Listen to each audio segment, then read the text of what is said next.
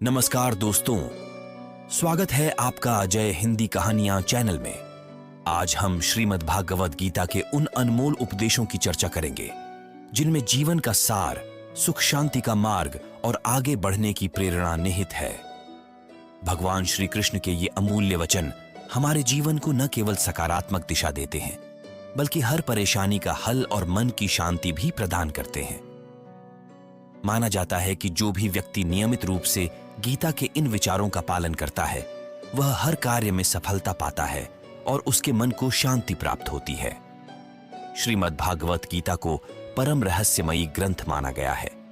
इसके प्रत्येक शब्द में ऐसा ज्ञान समाहित है जो अन्यत्र दुर्लभ है।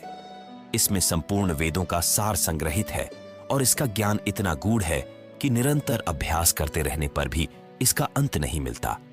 भगवान के गुण, कर्म, ज्ञान और तत्व का ऐसा व्यापक वर्णन भागवत गीता के अतिरिक्त अन्य किसी ग्रंथ में दुर्लभ है। गीता का हर शब्द सदुपदेश से भरा हुआ है और यह शास्त्रों का खजाना है। गीता का भली भांति ज्ञान हो जाए तो बाकी सभी शास्त्रों का तत्व अपने आप प्राप्त हो जाता है। तो आइए गीता के इस महान ज्ञान को समझने और जीवन में उतारने का संकल्प लें। गीता को अगर हम भगवान से भी उच्च स्थान दें तो यह कहना गलत नहीं होगा।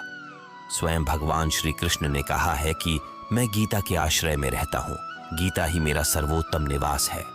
तीनों लोकों का संचालन गीता के ज्ञान के आधार पर ही होता है। गीता में भगवान श्री कृष्ण अपने भक्तों से स्पष्ट कहते हैं कि जो भी मनुष्य इस गीता रूपी ज्ञान का पालन करेगा वह निश्चित रूप से मुक्ति का अधिकारी बनेगा। इतना ही नहीं, भगवान कहते हैं कि जो इस ज्ञान का अध्ययन करेगा वह मुझे ज्ञान यज्ञ के रूप में पूजित करेगा। भगवान श्री कृष्ण ने यह भी कहा है कि जो भक्त गीता का रहस्य और उसका ज्ञान लोगों में फैलाता है, उसका प्रचार करता है, वह मुझे सबसे प्रिय है। गीता संपूर्ण जीवन का दर्शन है और इसका अनुसरण करने वाला व्यक्ति समाज में सबसे उच्च स्थान प्राप्त करता है। श्रीमद् भागवत गीता आधुनिक जीवन की चुनौतियों में उलझे मनुष्य को कर्मशील और सशक्त जीवन जीने के लिए प्रेरित करती है। यह एक ऐसी प्रेरणा का महासागर है जो हताशा में डूबे हुए मनुष्य को आशा और विश्वास से भर देती है। गीता हमें धर्म, कर्म और प्रेम का सही मर्म समझाती है और यह केवल इस जीवन के लिए ही नहीं बल्कि मृत्यु के बाद के जीवन के लिए भी मार्गदर्शक मानी जाती है। गीता के इस दिव्य ज्ञान को समझने और इसे अपने जीवन में उतारने से व्यक्ति का जीवन सार्थक बनता है। यह ग्रंथ जीवन जीने की सही राह बताता है जो हमें सही कर्म, सच्चा धर्म और पवित्र प्रेम की ओर प्रेरित करता है। श्रीमद् भागवत गीता के 18 अध्याय और 700 श्लोकों को सभी के लिए विस्तार से पढ़ना और समझना कठिन हो सकता है। इसलिए आज के इस विशेष वीडियो में हम आपको गीता के हर एक अध्याय के मुख्य श्लोकों का सरल और विस्तृत अर्थ बताएंगे। इन विचारों को सुनने से आपको गीता का वास्तविक संदेश समझने में मदद मिलेगी। तो बिना देरी किए आइए इस वीडियो की शुरुआत करते हैं। भागवत गीता का पहला अध्याय है अर्जुन विषाद योग, जो एक गहरे मानसिक द्वंद्व से भरा हुआ है। इस अध्याय की शुरुआत होती है धृतराष्ट्र के सवाल से, जो संजय से जानना चाहते हैं कि धर्मभूमि कुरुक्षेत्र में युद्ध के लिए तैयार दोनों सेनाओं का क्या हाल है। धृतराष्ट्र पूछते हैं, कुरुक्षेत्र की इस धर्मभूमि में मेरे और पांडु के पुत्र क्या कर रहे हैं?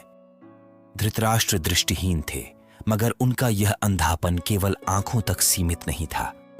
वह जानते थे कि उनके पुत्र धर्म के विरुद्ध खड़े हैं, लेकिन पुत्र मोह में उन्होंने शांति के बजाय युद्ध का मार्ग चुना। धृतराष्ट्र को इस बात का एहसास था कि श्री कृष्ण के साथ खड़े होने का अर्थ धर्म के साथ खड़ा होना है। फिर भी उन्होंने अपने मोह में अधर्म का समर्थन किया। हमारे जीवन में भी जब हम गलत कार्यों में लिप्त होते हैं तो मन में कहीं ना कहीं यह एहसास रहता है कि उसका परिणाम अच्छा नहीं होगा। धृतराष्ट्र के मन में जो चिंता और भय था वह हमारे अपने जीवन की दुविधाओं को भी दर्शाता है। संजय, जो कि दिव्य दृष्टि के कारण युद्ध का आंखों देखा हाल दूर से ही देख सकते थे, धृतराष्ट्र को बताते हैं, हे राजन, दुर्योधन ने युद्ध भूमि में पांडवों की सेना की विशालता और उनकी चतुराई से बने युद्ध के व्यूह को देखकर अपने गुरु द्रोणाचार्य से इसकी चर्चा की है। दुर्योधन गुरु द्रोण से कहते हैं, हे आचार्य, पांडु पुत्रों की सेना को देखिए। इसे आपके शिष्य धृष्टद्युम्न ने बड़े कौशल से सजाकर व्यूह का आकार दिया है। इस युद्ध में भीम और अर्जुन जैसे कई वीर योद्धा शामिल हैं, जिनके समान साहसी धनुर्धर और योद्धा दुर्लभ हैं।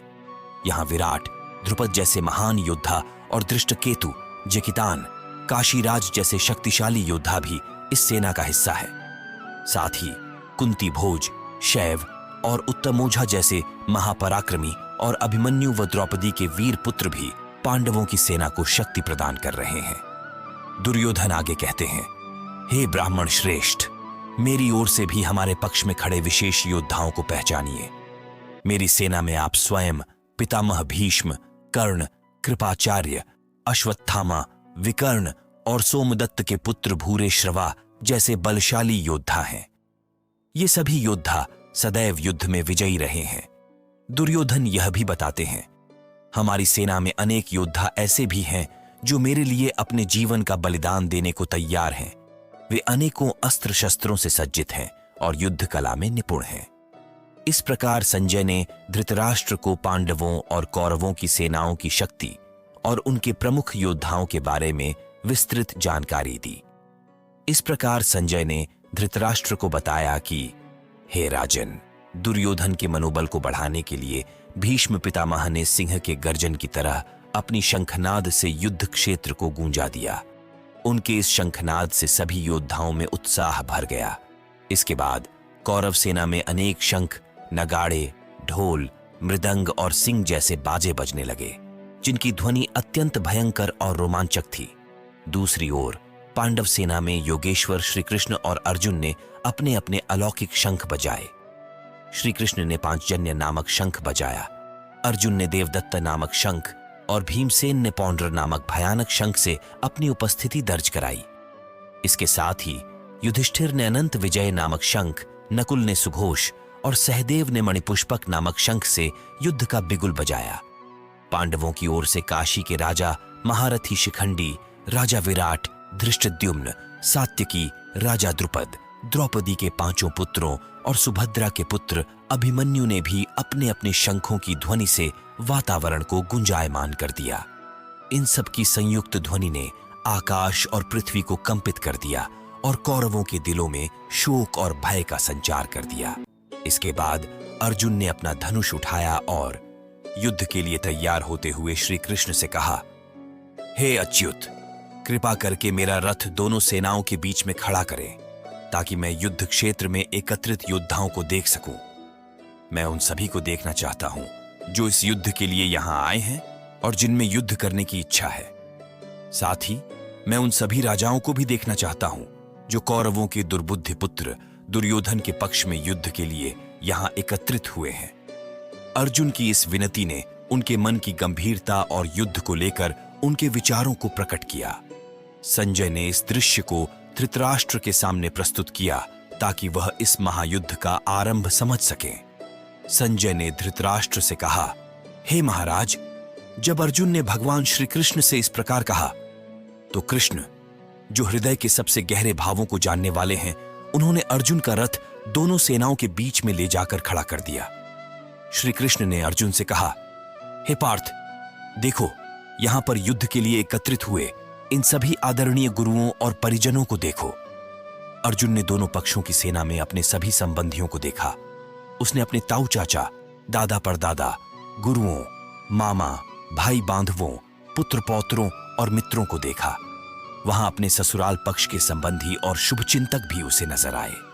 इन सभी अपने प्रियजनों और संबंधियों को युद्ध भूमि में देखकर अर्जुन का मन करुणा और शोक से भर गया। अर्जुन ने भावुक होकर श्री कृष्ण से कहा, हे केशव, इन युद्ध के इच्छुक मित्रों और संबंधियों को देखकर मेरे शरीर के अंग कांपने लगे हैं।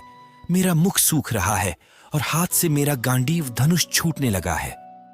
मेरी त्वचा भी जल रही है और मेरा मन विचलित हो उठा है, जिससे मैं अपने पैरों पर खड़ा भी नहीं रह पा रहा हूं। हे कृष्ण, मुझे यहां केवल अशुभ ही दिखाई दे रहा है। अर्जुन का मन दुख और दुविधा में डूब गया और वह इस भयंकर युद्ध के परिणामों को सोचते हुए हताश हो गया। उसकी व्यथा और करुणा ने उसे संकोच से भर दिया और वह युद्ध करने की क्षमता खोता हुआ दिखाई दिया। संजय के इन शब्दों से धृतराष्ट्र को युद्ध भूमि का दृश्य और अर्जुन की मानसिक स्थिति समझ में आई। अर्जुन भगवान श्री कृष्ण से कहते हैं, हे कृष्ण, मुझे अपने स्वजनों को मारने में कोई कल्याण नहीं दिखाई देता। न तो मैं विजय चाहता हूं, न ही राज्य और सुखों की लालसा है। हे गोविंद, ऐसे राज्य, सुख और जीवन का हमें क्या लाभ, जब जिनके साथ इन्हें भोगने की इच्छा होती है वे सभी हमारे प्रियजन यहां युद्ध भूमि में खड़े हैं। हमारे गुरुजन, परिवारजन, पुत्र, पितामह, मामा, ससुर और अन्य संबंधी यहां जीवन के सभी सुखों को त्याग कर युद्ध के लिए तैयार हैं। हे मधुसूदन, मैं इन सबको मारना नहीं चाहता, भले ही ये मुझे ही क्यों न मार डालें। तीनों लोकों के राज्य का भी प्रस्ताव हो तो भी मैं इन्हें मारना नहीं चाहूंगा। फिर केवल पृथ्वी के लिए तो सोचने की बात ही नहीं है। हे जनार्दन, धृतराष्ट्र के पुत्रों को मारने से हमें कौन सी खुशी मिलेगी? इनके प्राण लेने से तो हमें पाप ही लगेगा। हे माधव, इसलिए मुझे धृतराष्ट्र के पुत्रों को उनके मित्रों और संबंधियों के साथ मारना ठीक नहीं लगता। अपने ही कुटुंब का विनाश करके हम सुखी कैसे हो सकते हैं? भले ही लोभ के कारण ये लोग अपना विवेक खो चुके हैं और उन्हें कुल के नाश से होने वाले दोष दिखाई नहीं देते। मित्रों के साथ वैर में उन्हें कोई पाप नहीं दिखता। लेकिन हे जनार्दन, हम तो कुल के नाश से उत्पन्न दोषों को समझते हैं, इसलिए क्या हमें इस पाप से बचने का विचार नहीं करना चाहिए? अर्जुन की यह व्यथा उसकी करुणा और धर्म के प्रति उसके गहरे विचार को दर्शाती है। वह अपने प्रियजनों की रक्षा के लिए युद्ध से पीछे हटना चाहता है, क्योंकि उसे अपने कुल और धर्म के विनाश से उत्पन्न पाप का भय है। श्री कृष्ण को अर्जुन की यह दुविधा और पीड़ा भली भांति समझ में आती है। अर्जुन कहते हैं, कुल के नाश से हमारे सनातन धर्म और परंपरागत कुल धर्म नष्ट हो जाते हैं और धर्म के नाश से संपूर्ण कुल में अधर्म फैलने लगता है। हे कृष्ण, अधर्म बढ़ जाने पर कुल की स्त्रियां दूषित हो जाती हैं। जब स्त्रियों में दूषित प्रवृत्तियां आ जाती हैं, तब अवांछित संतानें उत्पन्न होती हैं। इन संतानों के दुष्कर्मों से कुल का पवित्र धर्म नष्ट हो जाता है और परिणाम स्वरूप कुल में नारकीय जीवन का मार्ग प्रशस्त हो जाता है। ऐसे गिरते कुल के पूर्वजों का पतन हो जाता है, क्योंकि पिंडदान और जलदान जैसे संस्कार समाप्त हो जाते हैं। हे जनार्दन, जिनका कुल धर्म नष्ट हो चुका है वे लोग अनिश्चित काल तक नरक भोगने के लिए बाध्य होते हैं। हम भी सुनते आए हैं कि कुल धर्म का नाश पाप का कारण बनता है।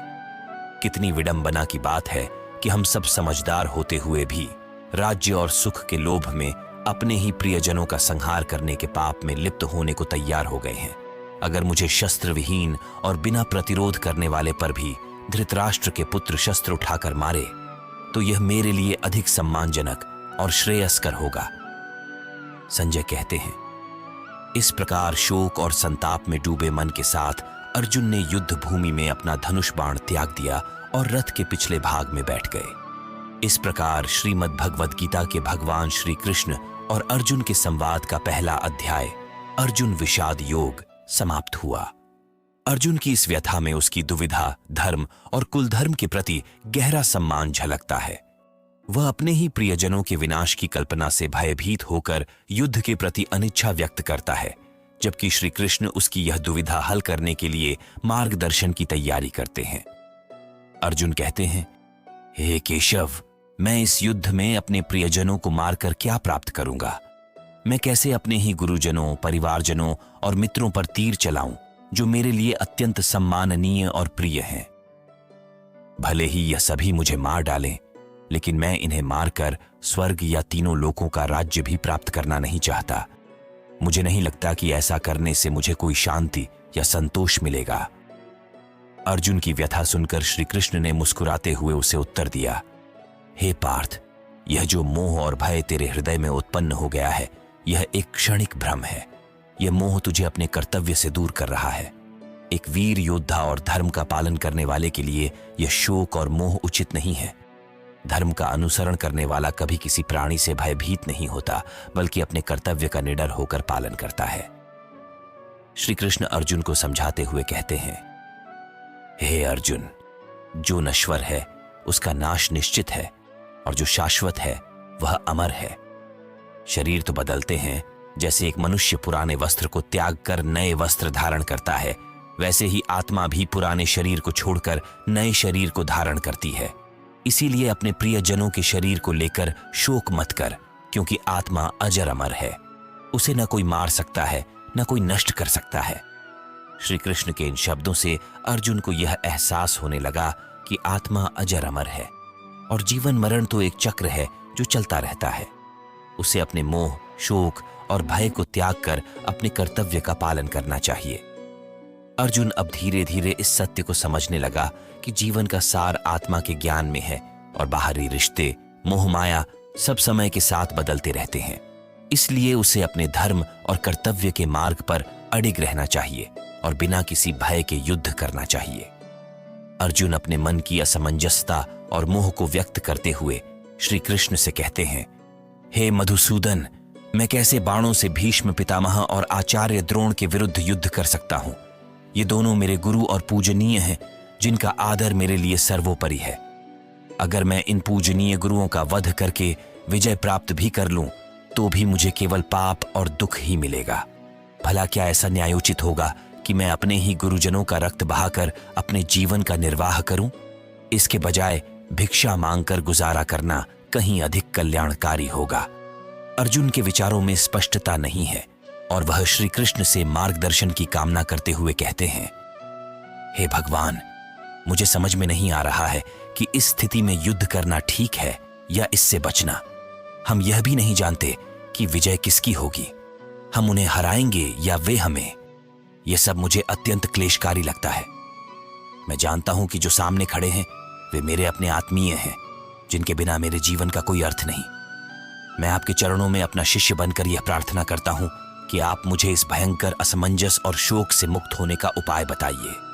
अर्जुन आगे कहते हैं, मुझे न तो राज्य की भूख है और न ही किसी प्रकार के भोग की इच्छा।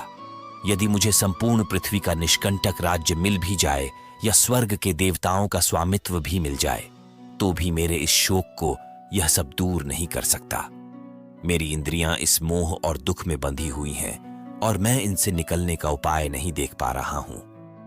हे भगवान, कृपा कर मुझे उचित मार्ग दिखाइए। अर्जुन की इस विवशता को सुनकर श्री कृष्ण ने उसे धर्म और कर्तव्य का ज्ञान देने का निर्णय लिया, जिससे अर्जुन को अपने मोह और शोक से बाहर निकालकर सत्य और धर्म के मार्ग पर अग्रसर किया जा सके। अर्जुन अपने मन की दुविधा व्यक्त करते हुए कहते हैं, युद्ध में विजय प्राप्त कर लेने के बाद भले ही मैं पृथ्वी पर राज्य कर लूं या देवताओं का आधिपत्य प्राप्त कर लूं, लेकिन इनसे मेरे भीतर की वेदना दूर नहीं हो पाएगी। मेरी इंद्रियों में जो पीड़ा है वह इन सभी भौतिक सुखों से कभी शांत नहीं हो सकती। हे गोविंद, मुझे ऐसा कोई उपाय बताइए जिससे मेरी यह आंतरिक पीड़ा हमेशा के लिए समाप्त हो जाए। संजय धृतराष्ट्र से कहते हैं, हे राजन, अर्जुन ने अपने मन की यह बात श्री कृष्ण के समक्ष रखते हुए कहा कि मैं युद्ध नहीं करूंगा, और फिर मौन हो गए। अर्जुन का मन शोक और दुविधा से भर गया था। इसे देख अंतर्यामी श्री कृष्ण ने अर्जुन की ओर देखकर मुस्कुराते हुए उसे संबोधित किया और बोले, हे अर्जुन, तू उन लोगों के लिए शोक कर रहा है जो शोक के योग्य नहीं है और पंडितों जैसे वचन कह रहा है, परंतु ज्ञानी व्यक्ति न तो मरे हुए लोगों के लिए शोक करते हैं न जीवित के लिए। श्री कृष्ण ने आगे कहा, हे अर्जुन, ये कभी मत सोच कि मैं किसी काल में नहीं था, तू नहीं था या ये राजा लोग नहीं थे। यह भी सत्य है कि आगे भी हम सबका अस्तित्व बना रहेगा। आत्मा अजर अमर है और यह सदा एक नए शरीर में प्रवेश करके अपना अस्तित्व बनाए रखती है। इस प्रकार श्री कृष्ण अर्जुन को आत्मा और जीवन के शाश्वत सत्य का ज्ञान दे रहे हैं, जिससे अर्जुन अपने मोह से मुक्त होकर धर्म का मार्ग अपना सके।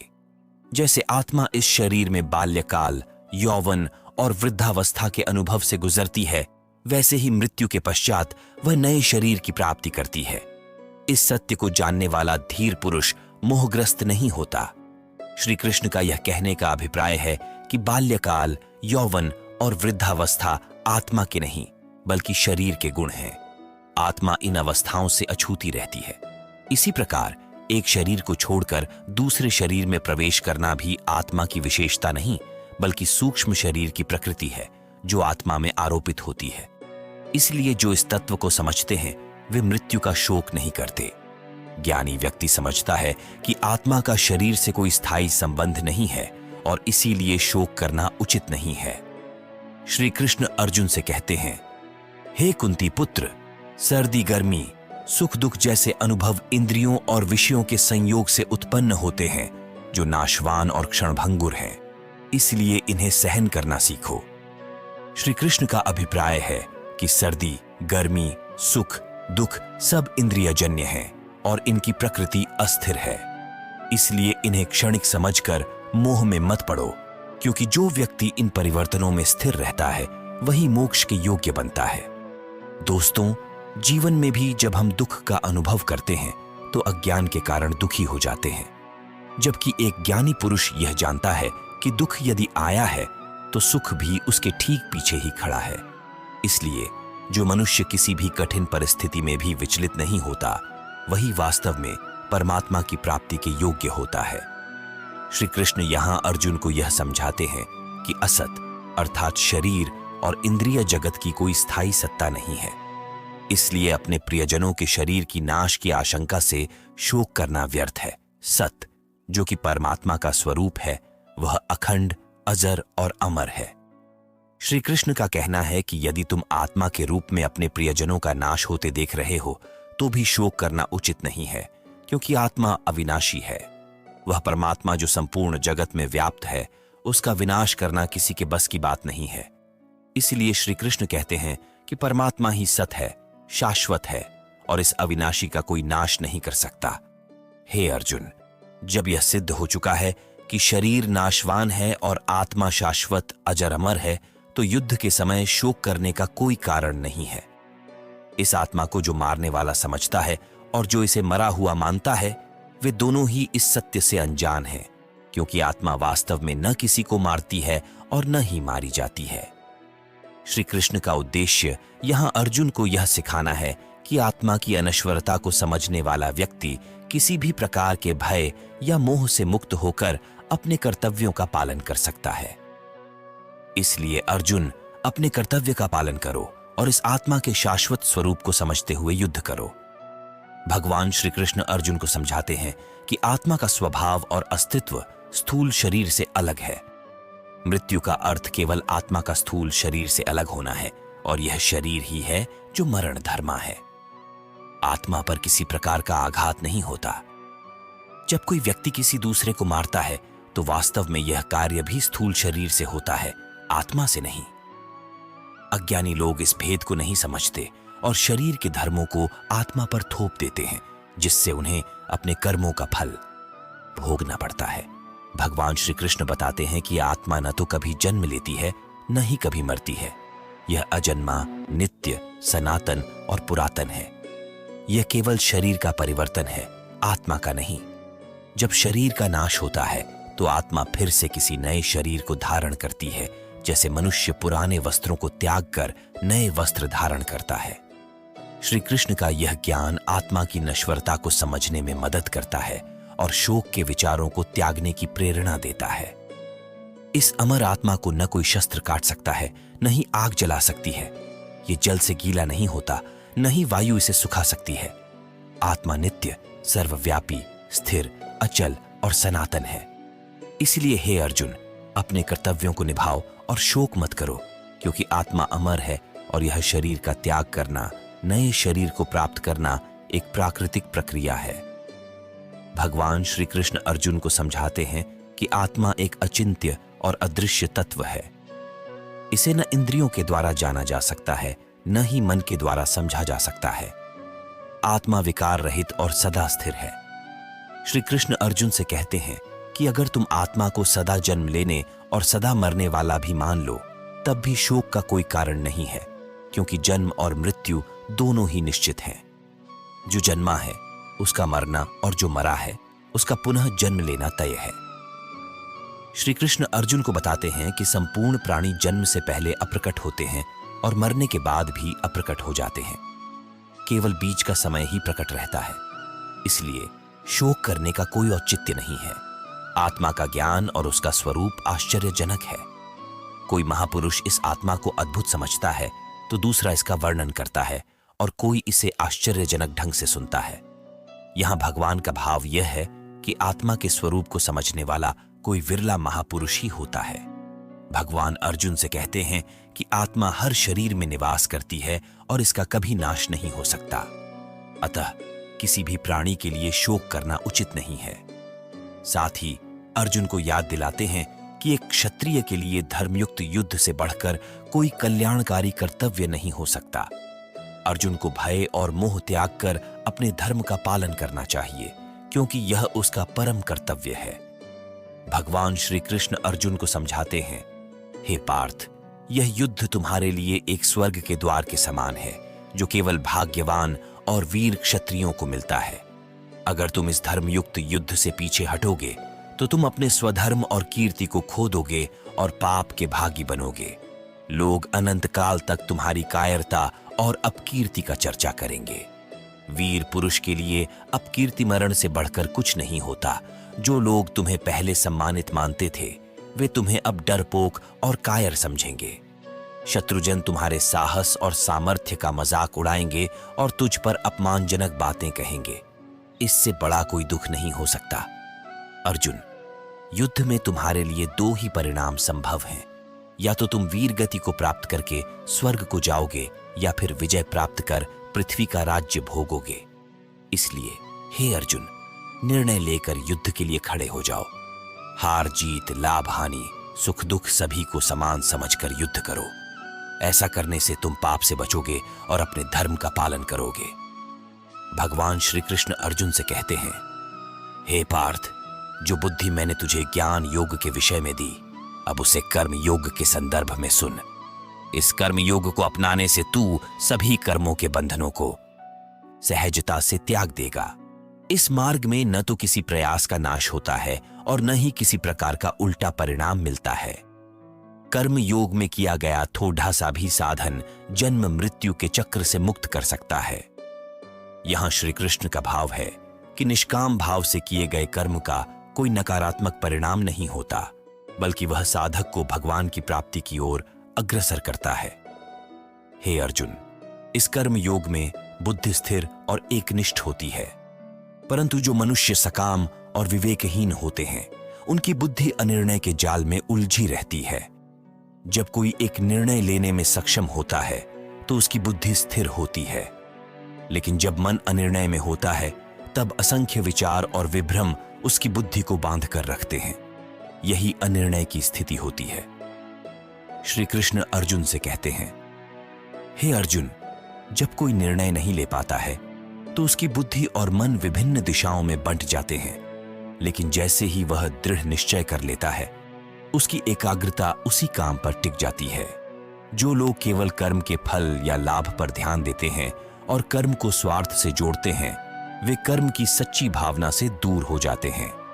उनका लक्ष्य भोग और ऐश्वर्य होता है और इसलिए उनकी बुद्धि परमात्मा में स्थिर नहीं होती है। हे अर्जुन, जो लोग केवल वेदों के कर्मकांडों में रुचि रखते हैं और दिखावे के लिए उपदेश देते हैं, वे वास्तव में सतही होते हैं। उनकी बातें केवल दिखावे के लिए होती हैं और वे कर्म की सच्चाई से दूर होते हैं। ऐसे लोग भोग और ऐश्वर्य की ओर आकृष्ट रहते हैं और उनका ध्येय केवल बाहरी सुख ही होता है।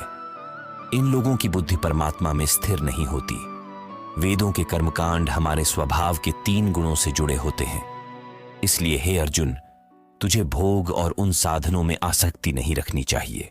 अपने मन को स्वाधीन रख, द्वंद्वों से ऊपर उठकर और अपने कर्मों में समर्पित होकर परमात्मा की ओर अग्रसर हो। श्री कृष्ण अर्जुन से कहते हैं, हे अर्जुन, वेद केवल प्रकृति के 3 गुणों तक ही सीमित हैं।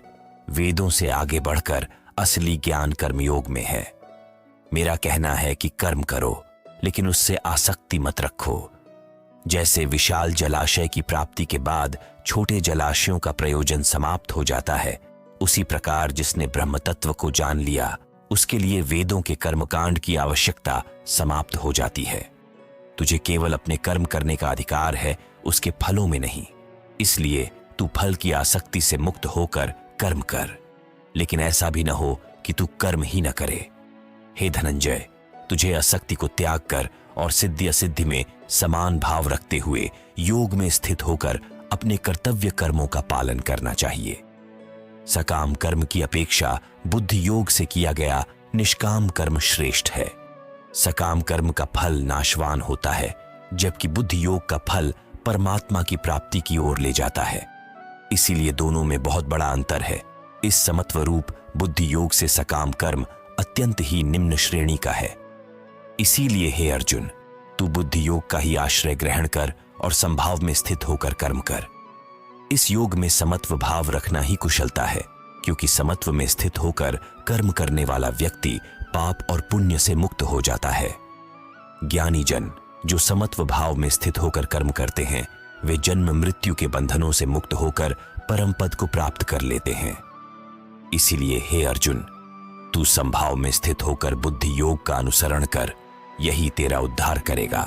श्री कृष्ण अर्जुन से कहते हैं, हे अर्जुन, जब तेरी बुद्धि मोह रूपी दलदल से मुक्त हो जाएगी, तब तू संसार और परलोक संबंधी सभी भोगों से विरक्ति प्राप्त कर लेगा। जब तेरा मन भांति भांति के वचनों से विचलित नहीं होगा और वह परमात्मा में स्थिर हो जाएगा, तब तू योग को प्राप्त करेगा, अर्थात तेरा परमात्मा से अटूट संयोग हो जाएगा। अर्जुन पूछते हैं, हे केशव, समाधि में स्थित परमात्मा को प्राप्त स्थिर बुद्धि पुरुष का क्या लक्षण होता है? वह स्थिर बुद्धि पुरुष कैसे बोलता है, कैसे बैठता है और कैसे चलता है?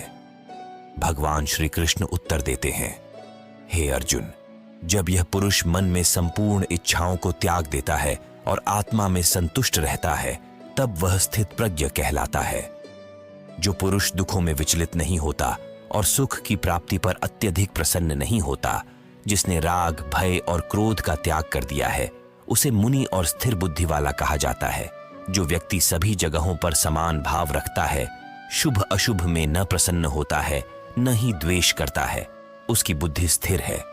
जैसे एक कछुआ अपने अंगों को भीतर समेट लेता है, वैसे ही जो पुरुष इंद्रियों को विषयों से दूर कर लेता है, उसकी बुद्धि स्थिर मानी जाती है।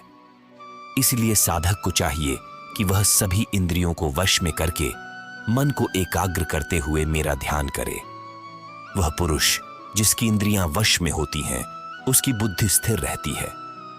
श्री कृष्ण के इन शब्दों में आत्म संयम और ध्यान का महत्व स्पष्ट होता है। वे बताते हैं कि स्थिर बुद्धि और सच्ची शांति प्राप्त करने के लिए व्यक्ति को अपने मन और इंद्रियों पर नियंत्रण करना आवश्यक है। भगवान श्री कृष्ण कहते हैं, जो व्यक्ति बार बार विषयों का चिंतन करता है, उसकी उन विषयों में आसक्ति हो जाती है। आसक्ति से कामना उत्पन्न होती है और जब कामना में रुकावट आती है तो क्रोध का जन्म होता है।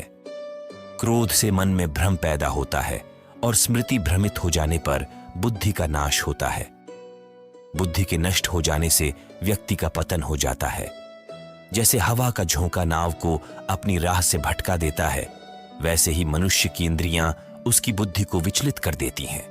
इसलिए हे महाभाव, जिसकी इंद्रियां उसके वश में होती हैं, उसकी बुद्धि स्थिर रहती है। जिस प्रकार समुद्र की स्थिति अचल होती है, चाहे कितनी ही नदियां उसमें मिले, वह अपनी सीमा नहीं छोड़ता, उसी प्रकार परमात्मा में स्थित योगी भी अचल रहता है। बड़े से बड़े सांसारिक सुख दुख उसे प्रभावित नहीं करते। वह योगी सदा परमात्मा में ही स्थित रहता है, अटल और अविचल। भगवान के इन उपदेशों में आत्म संयम, ध्यान और आत्मिक स्थिरता की महत्ता को बताया गया है, जिससे मनुष्य जीवन में स्थिरता और शांति प्राप्त कर सकता है। भगवान श्री कृष्ण अर्जुन से कहते हैं, हे निष्पाप, इस संसार में दो प्रकार की निष्ठा या विश्वास मार्ग हैं। एक है सांख्य योग, जो ज्ञान से जुड़ा है, और दूसरा है कर्म योग, जो केवल कर्म से संबंधित है। ज्ञान योग के मार्ग पर चलकर मनुष्य अपनी इंद्रियों को नियंत्रित कर परमात्मा में ध्यान लगाता है। इसे ही संन्यास या सांख्य योग कहते हैं। दूसरा मार्ग है कर्म योग, जहां निष्काम भाव से कर्म किया जाता है, अर्थात कर्म करते हुए फल की इच्छा का त्याग किया जाता है। अर्जुन पूछते हैं, हे जनार्दन, यदि आपको ज्ञान श्रेष्ठ लगता है तो फिर मुझे इस भयंकर कर्म में क्यों प्रवृत्त कर रहे हैं? आप मिले हुए वचनों के द्वारा मेरी बुद्धि को भ्रमित कर रहे हैं। कृपया मुझे एक ऐसा मार्ग बताइए जिससे मेरा कल्याण हो सके और मेरी उलझन दूर हो जाए। भगवान श्री कृष्ण का उत्तर स्पष्ट है कि जीवन में कर्म से भागने का कोई मार्ग नहीं है। चाहे ज्ञान योग हो या कर्म योग, दोनों ही अपने अपने स्थान पर महत्वपूर्ण हैं। उन्होंने अर्जुन को यह सिखाया कि कर्म करते रहना ही मनुष्य का धर्म है, परंतु बिना फल की इच्छा के, और यही कर्मयोग का सिद्धांत है। इस प्रकार श्रीमद् भागवत गीता के दूसरे अध्याय सांख्य योग का समापन होता है और तीसरे अध्याय कर्मयोग का आरंभ। श्री कृष्ण अर्जुन से कहते हैं, हे अर्जुन, मनुष्य न तो कर्मों को किए बिना संन्यास या निष्कर्षता को प्राप्त कर सकता है और न ही केवल कर्मों का त्याग करके सिद्धि या योग की प्राप्ति कर सकता है। कर्म का त्याग किए बिना न कोई सन्यासी बन सकता है और न ही कोई कर्मयोगी। निःसंदेह प्रत्येक मनुष्य किसी भी समय क्षण मात्र भी बिना कर्म किए नहीं रह सकता, क्योंकि समस्त मानव जाति कर्म करने के लिए ही उत्पन्न हुई है। कर्म के बिना कोई भी व्यक्ति नहीं रह सकता है। जो मंदबुद्धि व्यक्ति केवल दिखावे के लिए कहता है कि उसने सभी इंद्रियों को वश में कर लिया है, लेकिन मन ही मन उन इंद्रियों के विषयों का चिंतन करता रहता है, वह व्यक्ति मिथ्याचारी कहलाता है। परंतु जो व्यक्ति मन से इंद्रियों को वश में कर अनासक्त होकर सभी इंद्रियों द्वारा कर्मयोग का आचरण करता है, वही सच्चा कर्मयोगी है। श्री कृष्ण आगे कहते हैं, हे अर्जुन, तू शास्त्रों द्वारा बताए गए अपने कर्तव्यों का पालन कर, क्योंकि कर्म न करने से बेहतर है कर्म करना। यदि तू कर्म नहीं करेगा तो तेरा जन्म लेना व्यर्थ हो जाएगा, क्योंकि कर्म ही जीवन का सार है। कर्म न करने से तेरा शरीर भी नहीं चल पाएगा, इसलिए अपने कर्तव्यों का पालन कर और सच्चे कर्मयोग का मार्ग अपनाकर अपने जीवन को सफल बना। भगवान श्री कृष्ण के ये उपदेश कर्म का महत्व बताते हैं और यह भी सिखाते हैं कि कर्म से भागना या उसे त्याग देना जीवन का सही मार्ग नहीं है। श्री कृष्ण अर्जुन को समझाते हुए कहते हैं, हे अर्जुन, तू यज्ञ की भावना से अपना कर्म कर। जिस प्रकार यज्ञ समाज और प्रजा की भलाई के लिए किया जाता है, उसी तरह तू इस युद्ध को भी एक यज्ञ मानकर अपने कर्तव्य का पालन कर। प्रजापति ब्रह्मा ने सृष्टि की शुरुआत में यज्ञ की रचना की और अपनी प्रजा से कहा कि इस यज्ञ के माध्यम से तुम सभी अपनी इच्छित भोगों को प्राप्त कर सकते हो। यज्ञ हमें कर्म का मार्ग दिखाता है और हमें सिखाता है कि कर्म करना ही जीवन का उद्देश्य है। ब्रह्मा कहते हैं, यज्ञ के द्वारा देवताओं को प्रसन्न करो और वे देवता प्रसन्न होकर तुम सबकी भलाई करेंगे। इस प्रकार निस्वार्थ भाव से एक दूसरे की उन्नति करते हुए तुम परम कल्याण को प्राप्त करोगे। जब तुम यज्ञ के माध्यम से देवताओं की पूजा करते हो तो वे बिना मांगे ही तुम्हारी सभी इच्छाओं को पूर्ण कर देते हैं। लेकिन जो व्यक्ति बिना यज्ञ किए, बिना कर्म किए केवल अपनी इच्छाओं की पूर्ति चाहता है, उसे एक चोर के समान समझना चाहिए। यज्ञ के अन्न का सेवन करने वाले श्रेष्ठ पुरुष पापों से मुक्त हो जाते हैं, परंतु जो लोग केवल अपने शरीर का पोषण करने के लिए ही अन्न का सेवन करते हैं और यज्ञ का महत्व नहीं समझते, वे पाप का आहार कर रहे होते हैं। जो लोग अपने जीवन को केवल भौतिक सुखों के लिए जीते हैं और ईश्वर को याद नहीं करते, वे भी जीवन के वास्तविक उद्देश्य से भटक जाते हैं। श्री कृष्ण कहते हैं, सभी प्राणी अन्न से उत्पन्न होते हैं। अन्न की उत्पत्ति वर्षा से होती है, वर्षा यज्ञ से उत्पन्न होती है और यज्ञ कर्मों के द्वारा संपन्न होता है। कर्म की उत्पत्ति वेदों से होती है, इसीलिए जीवन का मूल उद्देश्य है यज्ञ भावना से कर्म करना। श्री कृष्ण के इन उपदेशों का सार यह है कि हमें अपने जीवन के हर कार्य को एक यज्ञ मानकर निस्वार्थ भाव से और समाज की भलाई के लिए करना चाहिए। हमारी प्राचीन संस्कृति का समस्त ज्ञान वेदों से ही प्राप्त हुआ है और वेद स्वयं परब्रह्म परमात्मा से उत्पन्न हुए हैं। इस प्रकार यज्ञ का सीधा संबंध ईश्वर से जुड़ा हुआ है। हे अर्जुन, जो व्यक्ति परंपरा के अनुसार धर्म का पालन नहीं करता, सृष्टि के नियमों का आदर नहीं करता, अर्थात अपने कर्तव्यों से विमुख होकर केवल इंद्रियों की तृप्ति में लगा रहता है, वह पाप में संलग्न है और उसकी जीवन यात्रा व्यर्थ मानी जाती है। परंतु वही व्यक्ति जो आत्मा में रमण करता है, आत्मा में ही संतुष्टि पाता है और सच्चे अर्थों में आत्मा में ही तृप्त रहता है, उसके लिए कोई कर्तव्य शेष नहीं रह जाता। यहाँ आत्मा का अर्थ परम सत्य से है और जो सत्य को समझता है उसमें ही संतुष्ट रहता है, उस महान व्यक्ति के लिए किसी कर्म का कोई प्रयोजन नहीं रह जाता। ऐसा महापुरुष जो परमात्मा में पूर्ण रूप से स्थापित है, वह न तो किसी कर्म से बंधा है, न ही उसे किसी कर्म को करने की आवश्यकता है, और न ही उसे किसी कर्म से कोई स्वार्थ होता है। कहने का अर्थ यह है कि जो व्यक्ति परमात्मा को प्राप्त कर चुका है, वह संसार के किसी सिखाना चाहिए कि अपने कर्तव्य का पालन करते हुए कर्म करते रहना ही जीवन का उद्देश्य है, ताकि वे समझ सकें कि उनके कर्म ही उनके धर्म का पालन करते हुए उन्हें सही मार्ग पर बनाए रख सकते हैं। श्री भगवान ने अर्जुन से कहा, हे अर्जुन, तुम अपने सारे कर्म मुझ में अर्पित कर दो और आशा तथा ममता का त्याग करके बिना किसी संदेह के युद्ध करो। जो व्यक्ति मेरी दृष्टि को बिना किसी दोष के स्वीकार करते हुए इस मार्ग का अनुसरण करते हैं, वे सभी कर्मों के बंधन से मुक्त हो जाते हैं।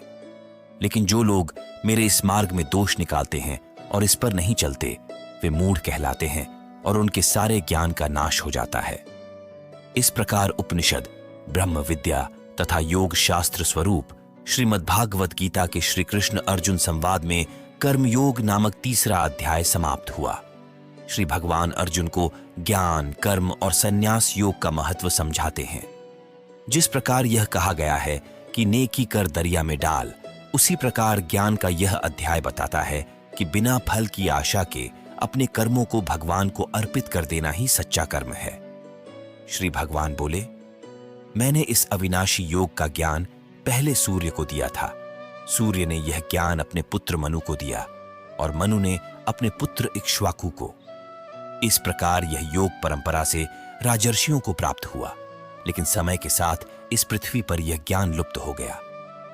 हे अर्जुन, तू मेरा प्रिय भक्त और मित्र है, इसलिए आज मैंने तुझसे इस पुरातन योग को फिर से साझा किया है, क्योंकि यह ज्ञान अत्यंत गोपनीय और महत्वपूर्ण है। यह सुनकर अर्जुन ने भगवान से पूछा, हे कृष्ण, आपका जन्म तो अभी हाल का है और सूर्य का जन्म तो कल्प के प्रारंभ में हुआ था। तब मैं यह कैसे मानूं कि आप ही ने सूर्य को इस योग का ज्ञान दिया था? श्री भगवान ने कहा, हे अर्जुन, मेरे और तुम्हारे अनेकों जन्म हो चुके हैं। तुम उन सबको नहीं जानते, लेकिन मैं उन सभी जन्मों को जानता हूं। यद्यपि मैं अजन्मा और अविनाशी हूं तथा समस्त प्राणियों का ईश्वर हूं, फिर भी अपनी योग माया के माध्यम से अपनी प्रकृति के अधीन होकर मैं प्रकट होता हूं। हे भारत, जब जब धर्म की हानि और अधर्म की वृद्धि होती है, तब तब मैं साकार रूप में इस लोक में प्रकट होता हूं। साधु पुरुषों का उद्धार, पापियों का विनाश और धर्म की स्थापना के लिए मैं युग युग में अवतार लेता हूं। मेरे जन्म और कर्म दिव्य, निर्मल और अलौकिक हैं। जो मनुष्य इस तत्व को भली भांति समझ लेता है, वह शरीर का त्याग करने के बाद पुनः जन्म को प्राप्त नहीं होता, बल्कि मुझे प्राप्त होता है। पहले भी जिन भक्तों ने अपने राग, भय और क्रोध को सर्वथा समाप्त कर दिया था और मुझ में अनन्य प्रेम के साथ स्थिर हो गए थे, वे मेरे स्वरूप को प्राप्त हो चुके हैं। हे अर्जुन, जो भक्त मुझे जिस प्रकार भजते हैं, मैं भी उन्हें उसी प्रकार भजता हूं, क्योंकि सभी मनुष्य, चाहे किसी भी प्रकार से हो, मेरे ही मार्ग का अनुसरण करते हैं।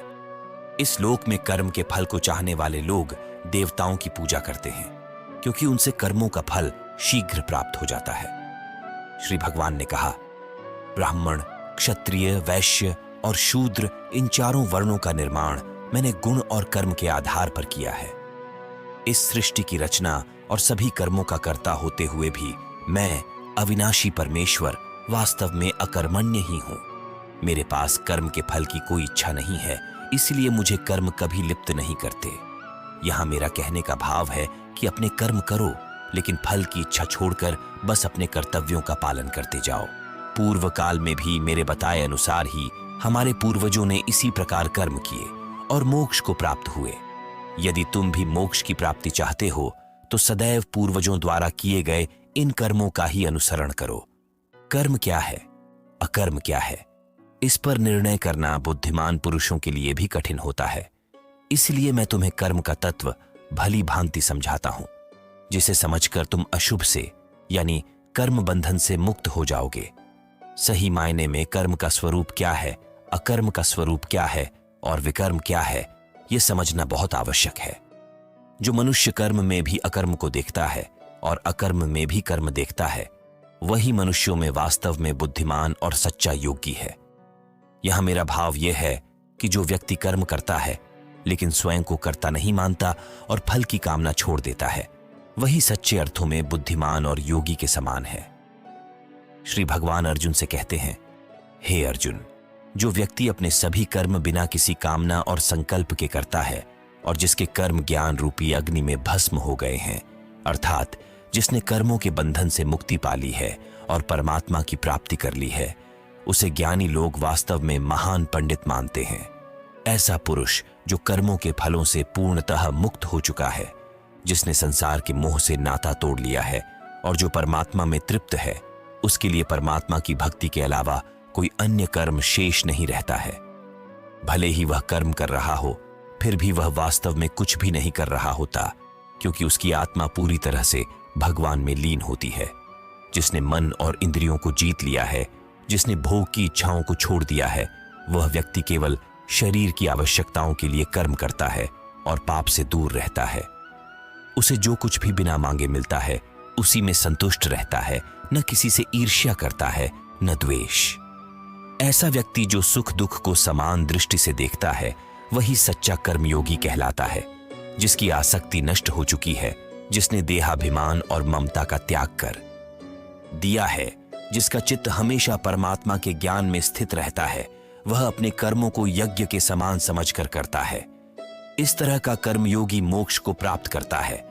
जो व्यक्ति अपने हर कर्म को परमात्मा को समर्पित करता है, जिसने अपने जीवन का हर क्षण भगवान के प्रति अर्पित कर दिया है, जो हर कर्म में परमात्मा का दर्शन करता है और हर कर्म भगवान के लिए करता है, वह व्यक्ति सच्चे अर्थों में मोक्ष का अधिकारी बन जाता है।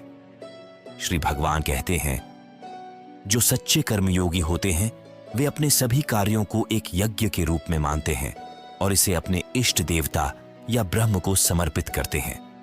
चाहे आप राम, कृष्ण, शिव, दुर्गा या अपने किसी भी इष्ट को माने, यदि आप पूरी श्रद्धा से अपने कर्म को भगवान को समर्पित कर देते हैं, तो यही यज्ञ कहलाता है। फर्क केवल इस बात का है कि आप अपने हर कर्म में उस परम शक्ति का अर्पण भाव रखते हैं। योगी अपने संयम की अग्नि में अपनी इच्छाओं को भस्म कर देते हैं और अपने मन को नियंत्रण में रखते हैं। वे अपनी इंद्रियों को नियंत्रण में रखने के लिए ज्ञान का सहारा लेते हैं, ताकि जब कोई नकारात्मक विचार आए तो उनका ज्ञान उन्हें सही मार्ग दिखा सके। यही ज्ञान उन्हें याद दिलाता है कि उनका लक्ष्य क्या है और उन्हें किस ओर बढ़ना चाहिए। कई तरह के यज्ञ करने वाले लोग होते हैं। कुछ लोग धन से यज्ञ करते हैं, कुछ तपस्या के रूप में यज्ञ करते हैं और कुछ लोग योग को एक यज्ञ मानकर उसे अपना कर्म बनाते हैं। इसके अलावा कई साधक स्वाध्याय और ज्ञान के यज्ञ का अनुसरण करते हैं। इस प्रकार सभी लोग अपनी क्षमता और भक्ति के अनुसार यज्ञ का रास्ता अपनाते हैं। कुछ योगी प्राणायाम का अनुसरण करते हैं, जहां वे अपनी प्राण वायु को नियंत्रित करते हैं और उसे प्राण में ही हवन करते हैं। यह प्रक्रिया उनके भीतर की ऊर्जा को शुद्ध करती है। ये सभी साधक अपने अपने यज्ञ के द्वारा अपने पापों का नाश कर देते हैं और इस यज्ञ ज्ञान को प्राप्त करके परम शांति की ओर अग्रसर होते हैं। इसलिए हे अर्जुन, हर व्यक्ति को अपने स्वभाव और सामर्थ्य के अनुसार यज्ञ का चयन कर उस पर कार्यरत होना चाहिए। यही यज्ञ उसे मुक्ति और मोक्ष की ओर ले जाता है। श्री भगवान अर्जुन से कहते हैं, हे अर्जुन, जीवन में सांस का बहुत महत्व है। प्राण का अर्थ है सांस को अंदर लेना और अपान का अर्थ है सांस को बाहर छोड़ना। एक योगी की यात्रा उसकी सांसों और इंद्रियों के संयम पर निर्भर करती है। योग में प्राणायाम द्वारा अपनी सांसों पर नियंत्रण पाने वाला योगी अपने शरीर और मन को संयमित करता है।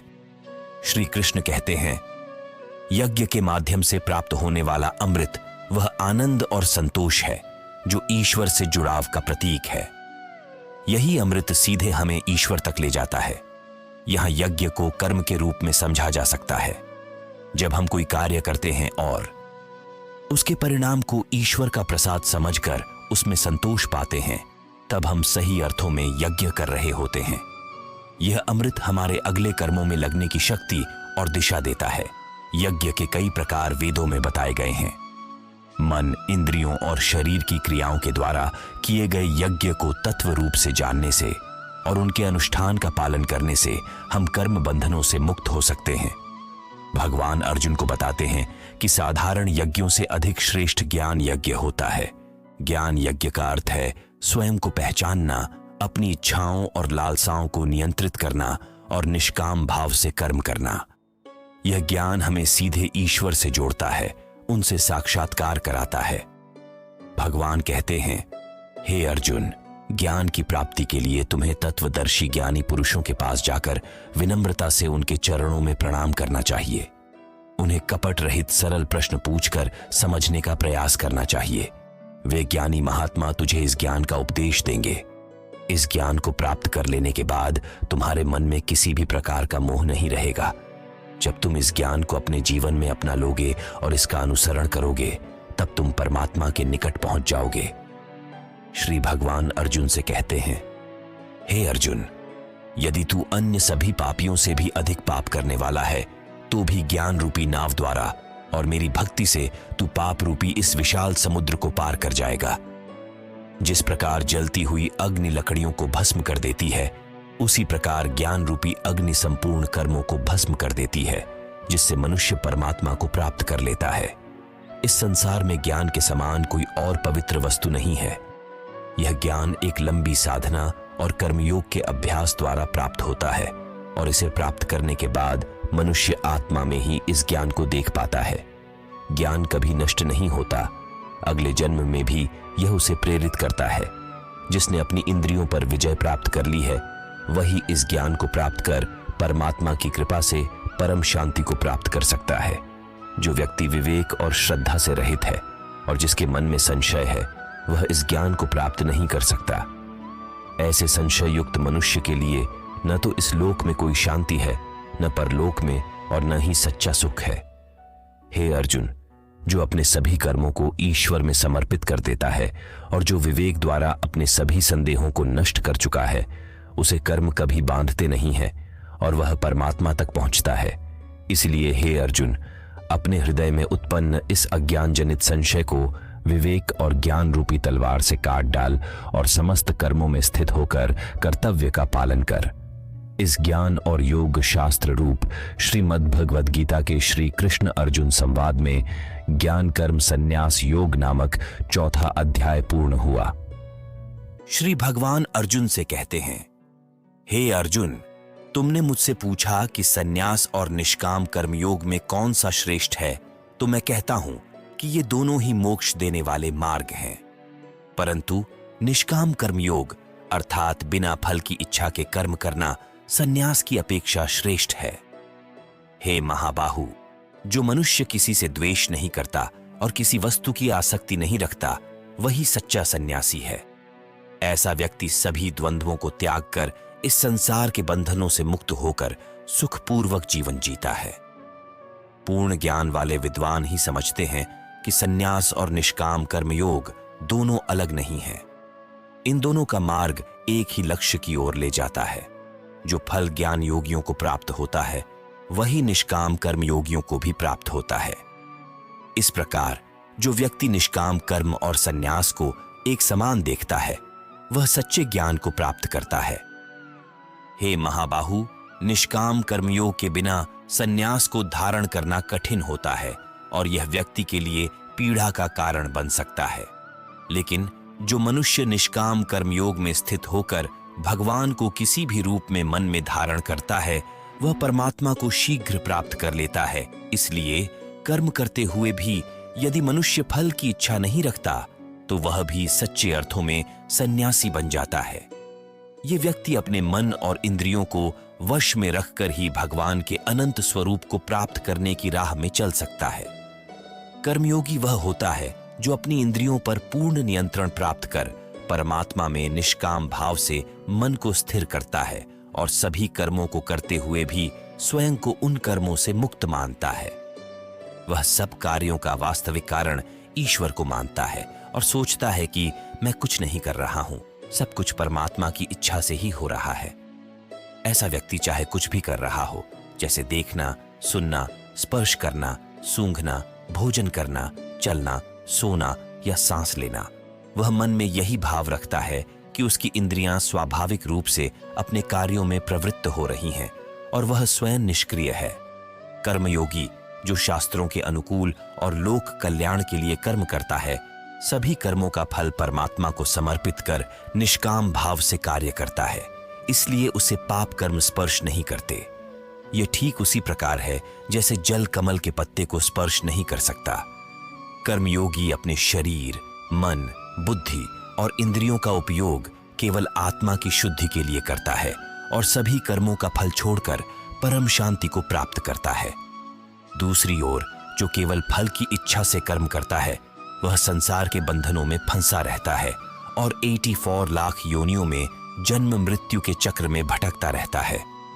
कर्मयोग का यही रहस्य है कि वह स्वयं को कर्म का कर्ता नहीं मानता और परमात्मा में अपनी संपूर्ण भावना समर्पित करके सच्ची मुक्ति की ओर बढ़ता है। तत्वज्ञानी मनुष्य अपने जीवन में स्थिरता और संभाव का अद्भुत संतुलन बनाए रखता है। वह न ही किसी प्रिय वस्तु को पाकर अहंकार में डूबता है और न ही किसी अप्रिय घटना से विचलित होता है। उसके जीवन का हर क्षण परमात्मा के प्रति समर्पित होता है, जिससे वह सांसारिक मोह माया से ऊपर उठ जाता है। श्री कृष्ण कहते हैं कि जो व्यक्ति शरीर में स्थित होने के बावजूद आत्मा के स्वरूप में जीता है, वह न तो कर्मों का कर्ता होता है और न ही उनके फल का भोगी। जीवात्मा जो इस 9 द्वारों वाले शरीर में निवास करती है, उसके द्वारा किए गए सभी कर्म प्रकृति के गुणों द्वारा ही संचालित होते हैं। जब मनुष्य अपने कर्म और कर्म फलों से ऊपर उठकर परमात्मा में शरण लेता है, तो उसे पुनः जन्म मरण के चक्र से मुक्ति प्राप्त होती है। ऐसा व्यक्ति सभी जीवों को एक समान दृष्टि से देखता है, चाहे वह कोई साधु हो या कुत्ता, गाय हो या हाथी। उसे हर जीव में वही एक परम तत्व दिखाई देता है। यह संभाव और समर्पण की अवस्था उसे इस संसार के बंधनों से मुक्त कर देती है। जो मनुष्य अपनी आत्मा में संतुष्ट रहता है, जिसे बाहरी इंद्रियों के सुख में कोई रुचि नहीं होती और जो हर स्थिति में आत्मा में ही आनंद का अनुभव करता है, वही सच्चा योगी है। ऐसा व्यक्ति पर ब्रह्म में स्थित होकर असीम आनंद का अनुभव करता है। श्री कृष्ण कहते हैं, हे अर्जुन, इंद्रियों के विषयों का भोग प्रारंभ में सुखदायी प्रतीत होते हैं, परंतु अंततः वही दुह का कारण बन जाते हैं। इसलिए एक सच्चा तत्वज्ञानी इंद्रिय सुखों में आसक्त नहीं होता है। जो व्यक्ति शरीर के अंत से पहले ही अपने भीतर काम और क्रोध के वेग को नियंत्रित करना सीख लेता है, वह सच्चा योगी और संसार में सच्चा सुखी व्यक्ति कहलाता है। उसे बाहरी सुखों की आवश्यकता नहीं होती, क्योंकि उसका मन उसकी आत्मा में ही स्थित होता है और वही उसका सच्चा आनंद बनता है। जो सभी सांसारिक इच्छाओं का त्याग कर चुका है, जो हर चीज में केवल परमात्मा का ही दर्शन करता है, वही व्यक्ति ब्रह्मा में लीन हो सकता है। ऐसे मनुष्य के सभी पाप, सभी मोह और सभी दुविधाएं उस परम ब्रह्म का स्पर्श पाकर नष्ट हो जाते हैं। जब व्यक्ति सभी जीवों के कल्याण में लगा रहता है, तब वह सच्चे अर्थों में ब्रह्मज्ञानी होता है और उसी अवस्था में वह परम शांति को प्राप्त कर मुक्ति का अनुभव करता है। यही स्थिर बुद्धि व्यक्ति है जो मोह रहित होकर केवल परमात्मा के सुख में ही सदा संतुष्ट रहता है। उसकी दृष्टि हर जीव में समान होती है और उसके जीवन का उद्देश्य सभी के कल्याण में समर्पित होता है। ऐसे ही पुरुष ब्रह्मा के सान्निध्य में परम सुख और मोक्ष को प्राप्त कर सकते हैं। इस प्रकार जो व्यक्ति सभी इंद्रिय विषयों का चिंतन छोड़कर अपनी दृष्टि को दोनों भौहों के मध्य में स्थिर करता है और प्राण तथा अप्राण वायु को नासिका में नियंत्रित करता है, वह योगी मन, इंद्रियों और बुद्धि को अपने वश में करके परमात्मा का ध्यान करता है। ऐसा योगी जो संपूर्ण इच्छाओं से मुक्त हो चुका है, मोक्ष को प्राप्त करता है। श्री कृष्ण कहते हैं कि ऐसा मुक्त पुरुष मुझे सभी लोकों और देवताओं का परमेश्वर, संपूर्ण जीवों का हितैषी और परम दयालु समझता है और इस भावना के कारण वह परम शांति को प्राप्त होता है। श्रीमद् भागवत गीता के 5वें अध्याय कर्म संन्यास योग का समापन होता है। अब 6ठे अध्याय आत्म संयम योग में श्री भगवान योग में स्थित मनुष्य के लक्षणों को बताएंगे। यहाँ योग का अर्थ परमपिता परमेश्वर को प्राप्त करने के लिए किया जाने वाला प्रयास है। श्री भगवान कहते हैं, जो व्यक्ति बिना किसी फल की इच्छा के अपने कर्तव्यों का पालन करता है वही सच्चा सन्यासी और योगी है। केवल अग्नि का त्याग कर देने वाला ही सन्यासी नहीं होता और न ही कर्मों को छोड़ देने वाला ही योगी होता है। हे अर्जुन, जिसको सन्यास कहा जाता है वही योग भी है, क्योंकि इंद्रियों के सुख की इच्छा का त्याग किए बिना कोई मनुष्य योग अर्थात परमात्मा को प्राप्त नहीं कर सकता। जो व्यक्ति मन को वश में करने की इच्छा रखता है उसे पहले कर्म करना चाहिए और धीरे धीरे सांसारिक इच्छाओं का अभाव उत्पन्न करके वह परमात्मा की प्राप्ति के मार्ग पर आगे बढ़ सकता है।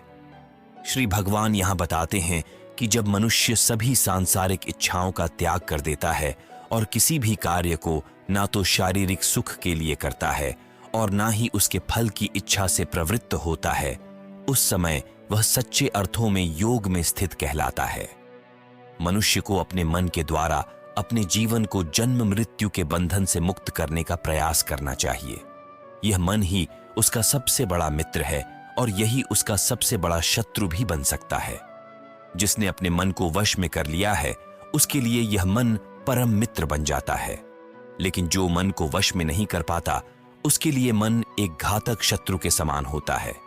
जिसने अपने मन को नियंत्रित कर लिया है वह परम शांति और संतोष को प्राप्त करता है। ऐसे व्यक्ति के लिए जीवन के सभी विरोधाभास, सर्दी गर्मी, सुख दुख और मान अपमान समान होते हैं।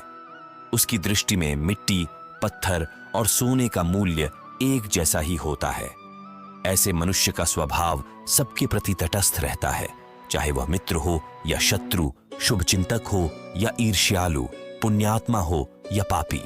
योग के अभ्यास के लिए श्री भगवान सलाह देते हैं कि मनुष्य को एकांत स्थान का चयन करना चाहिए। उसे पवित्र भूमि पर न बहुत ऊंचा और न ही बहुत नीचा एक कुशा के आसन पर बैठना चाहिए।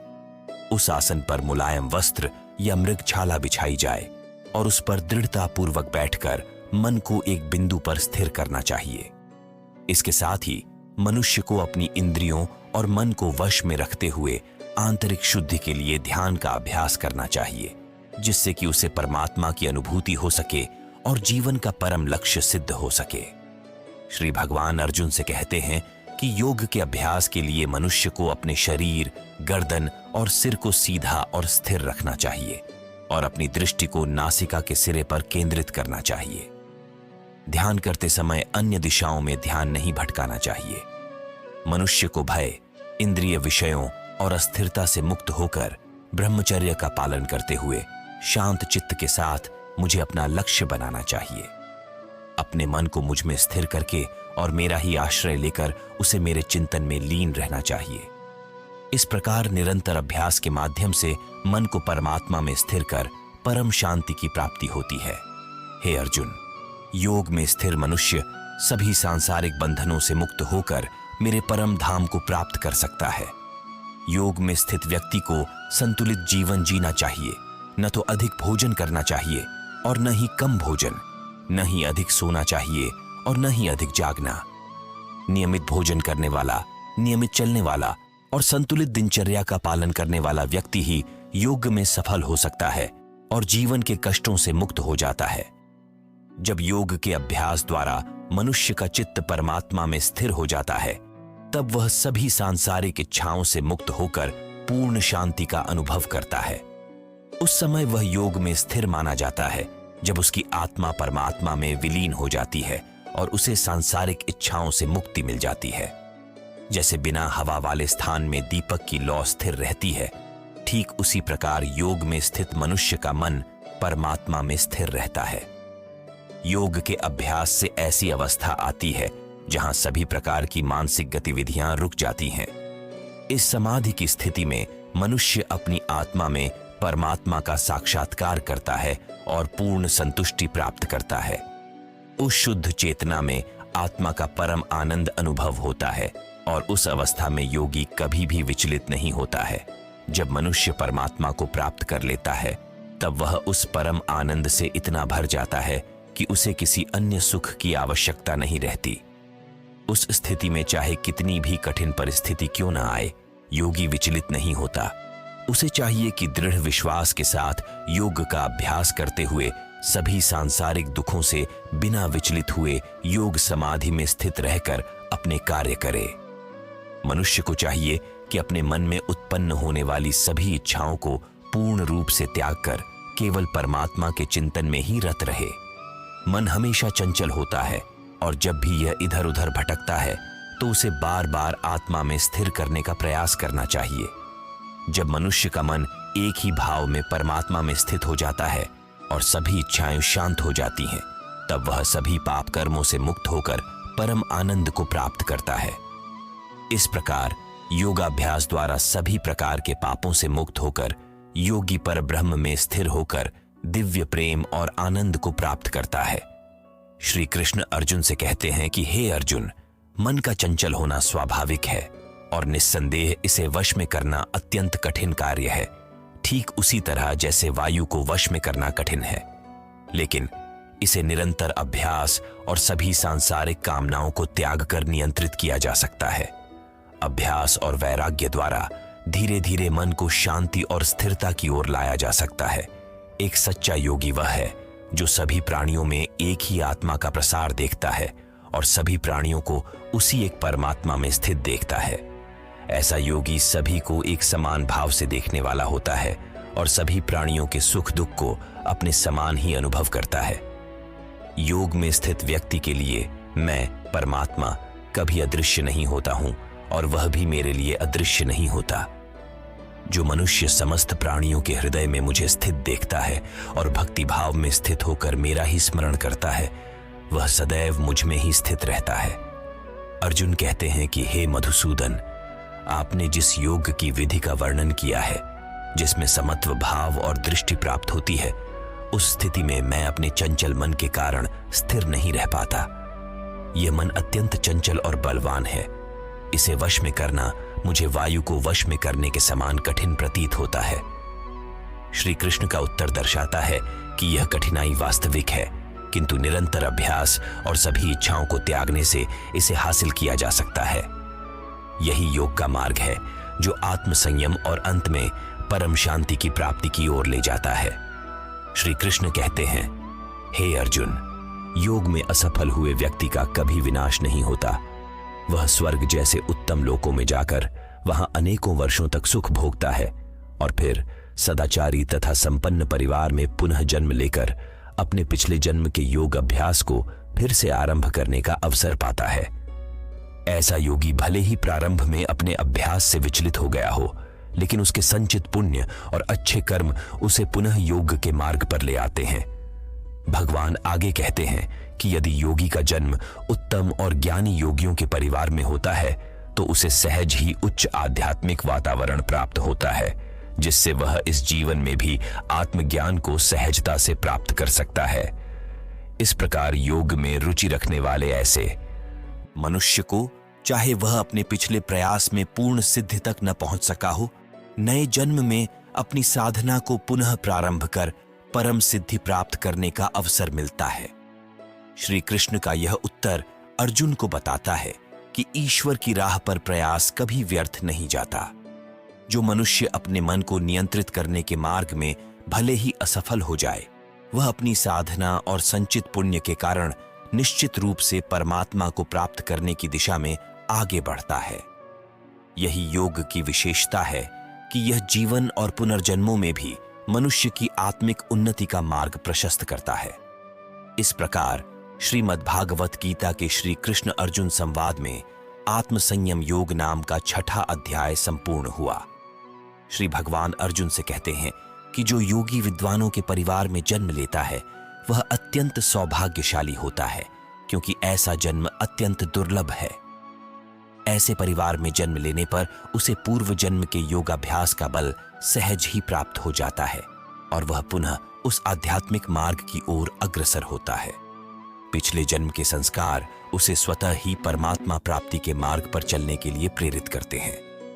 इस संसार में ऐसे योगी जिनका मन शुद्ध और पापरहित हो चुका होता है, अनेक जन्मों के तप और प्रयास के बाद अंततः परम सिद्धि को प्राप्त करते हैं। श्री कृष्ण अर्जुन को समझाते हैं कि तपस्वियों, विद्वानों और सकाम कर्म करने वालों की तुलना में योगी श्रेष्ठ होता है। इसलिए अर्जुन को प्रेरित करते हुए कहते हैं, हे अर्जुन, तू योगी बन। सभी योगियों में से वह योगी सबसे श्रेष्ठ होता है जो संपूर्ण श्रद्धा से मेरा आश्रय लेकर निरंतर अपने मन में मेरा स्मरण करता है। ऐसे योगी को मैं परम योगी मानता हूं। इस प्रकार उपनिषद, ब्रह्म विद्या और योग शास्त्र रूप श्रीमद् भागवत गीता में आत्म संयम योग का यह 6वां अध्याय समाप्त होता है। श्रीमद् भागवत गीता अध्याय 7 ज्ञान विज्ञान योग। श्री भगवान अर्जुन से कहते हैं, हे अर्जुन, अब मैं तुम्हें उस ज्ञान का अनुभव सहित वर्णन करूंगा जिसे जानकर भविष्य में इस संसार में तुम्हारे लिए जानने योग्य कुछ भी शेष नहीं रहेगा। यह ज्ञान और विज्ञान का योग है जिसमें परमात्मा के निराकार और साकार स्वरूपों के रहस्य को समझा जा सकता है। भगवान कहते हैं, हजारों मनुष्यों में से कोई एक मेरे प्राप्ति के लिए प्रयास करता है और उन प्रयास करने वालों में भी केवल कोई एक ही मुझको वास्तविकता में जान पाता है।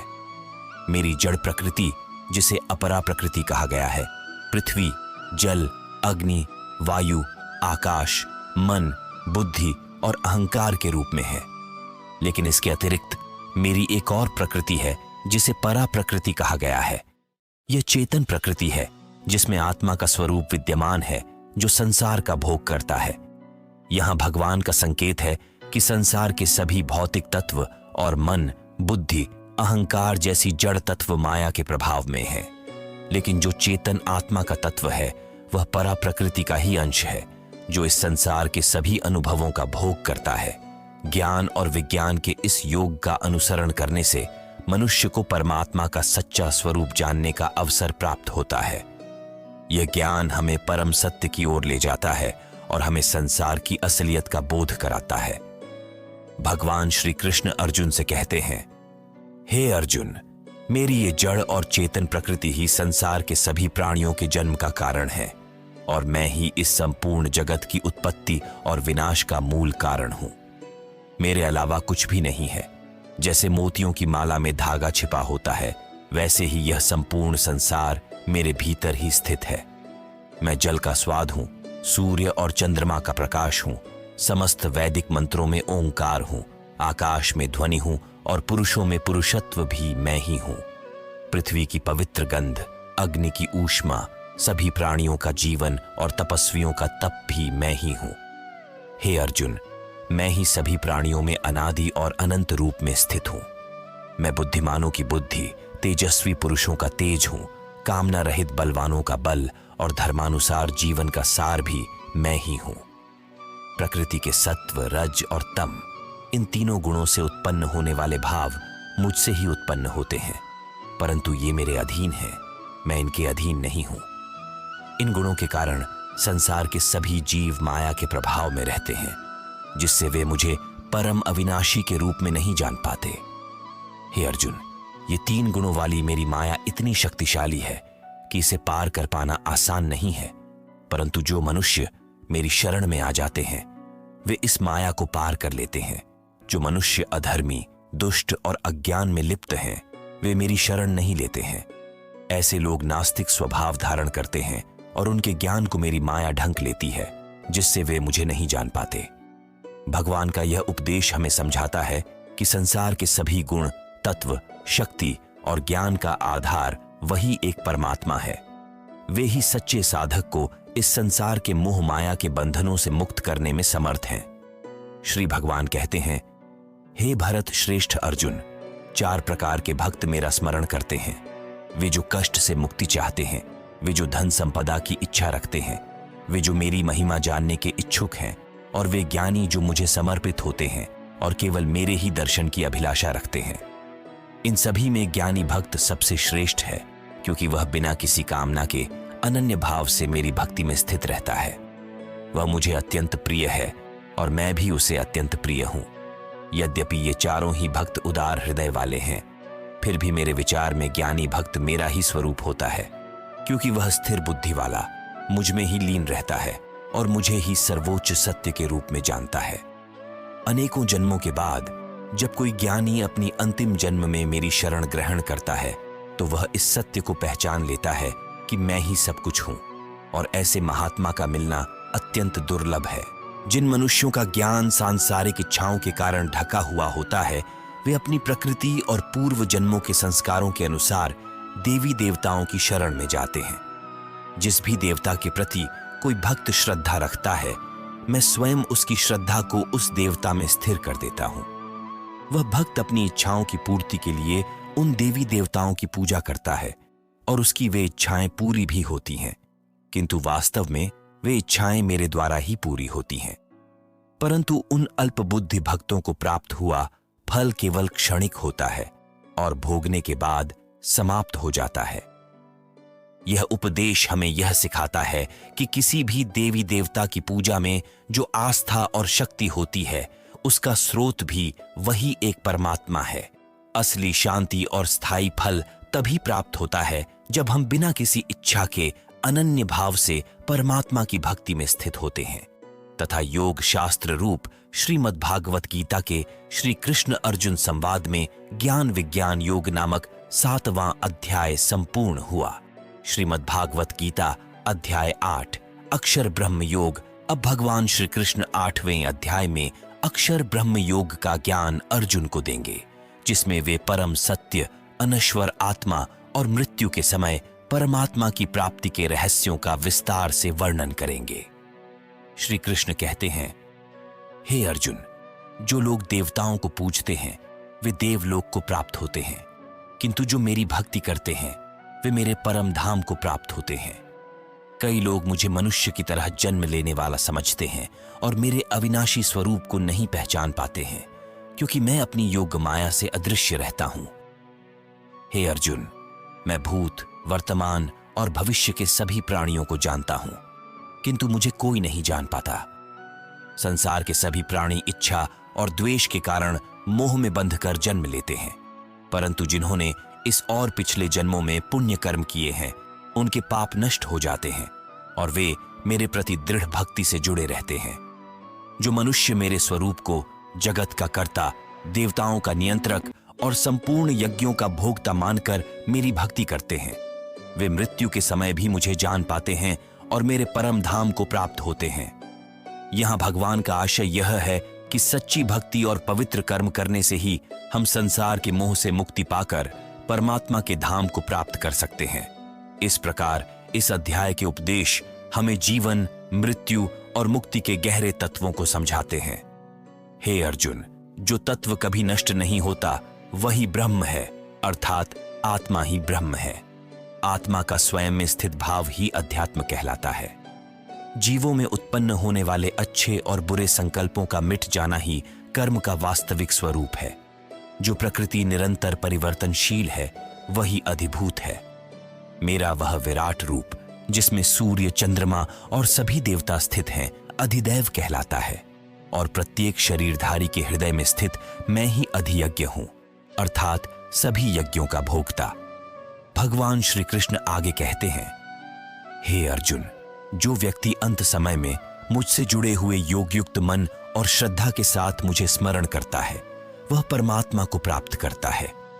जो व्यक्ति जिस भावना के साथ शरीर त्यागता है, उसे वही प्राप्त होता है। इसीलिए हे अर्जुन, तू मेरा निरंतर स्मरण कर और अपनी बुद्धि को मुझ में स्थित कर। इस प्रकार मुझ में मन लगाकर और मुझसे जुड़कर तू निश्चित ही मुझे प्राप्त करेगा। श्री कृष्ण का यह उपदेश यह समझाता है कि आत्मा का सत्य स्वरूप और निरंतर परमात्मा का स्मरण ही मनुष्य को मुक्ति की ओर ले जाता है। भगवान श्री कृष्ण अर्जुन से कहते हैं, हे अर्जुन, जो व्यक्ति जीवन के अंत समय में मेरे ही स्मरण में तल्लीन होकर शरीर का त्याग करता है, वह निश्चित रूप से मुझ में ही समाहित होता है। इसमें कोई संदेह नहीं है। जो व्यक्ति जिस भाव का अंत समय में स्मरण करता है, वह उसी भाव को प्राप्त होता है। इसीलिए हे अर्जुन, तू हर समय मेरा स्मरण कर और अपने कर्तव्य का पालन करते हुए युद्ध भी कर। मन और बुद्धि को मुझ में स्थिर रखकर निश्चित रूप से मुझको ही प्राप्त होगा। श्री कृष्ण आगे कहते हैं, हे अर्जुन, जो मनुष्य बिना विचलित हुए अपने चित्त को मेरे ध्यान में केंद्रित करने का अभ्यास करता है, वह मुझे ही प्राप्त करता है। अंत समय में मनुष्य को उस परमात्मा का स्मरण करना चाहिए जो पुरातन, सूक्ष्म, अकल्पनीय और सूर्य के समान प्रकाशमान है।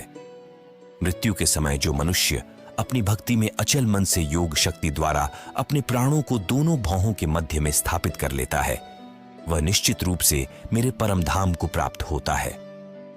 भगवान कहते हैं, वेदों में जिसे अविनाशी परम पिता कहा गया है, मुनियों द्वारा प्राप्त किया गया है, और ब्रह्मचर्य के नियमों का पालन करके जो मनुष्य प्राप्त करते हैं, उस परम धाम की प्राप्ति का मार्ग मैं संक्षेप में बताता हूं।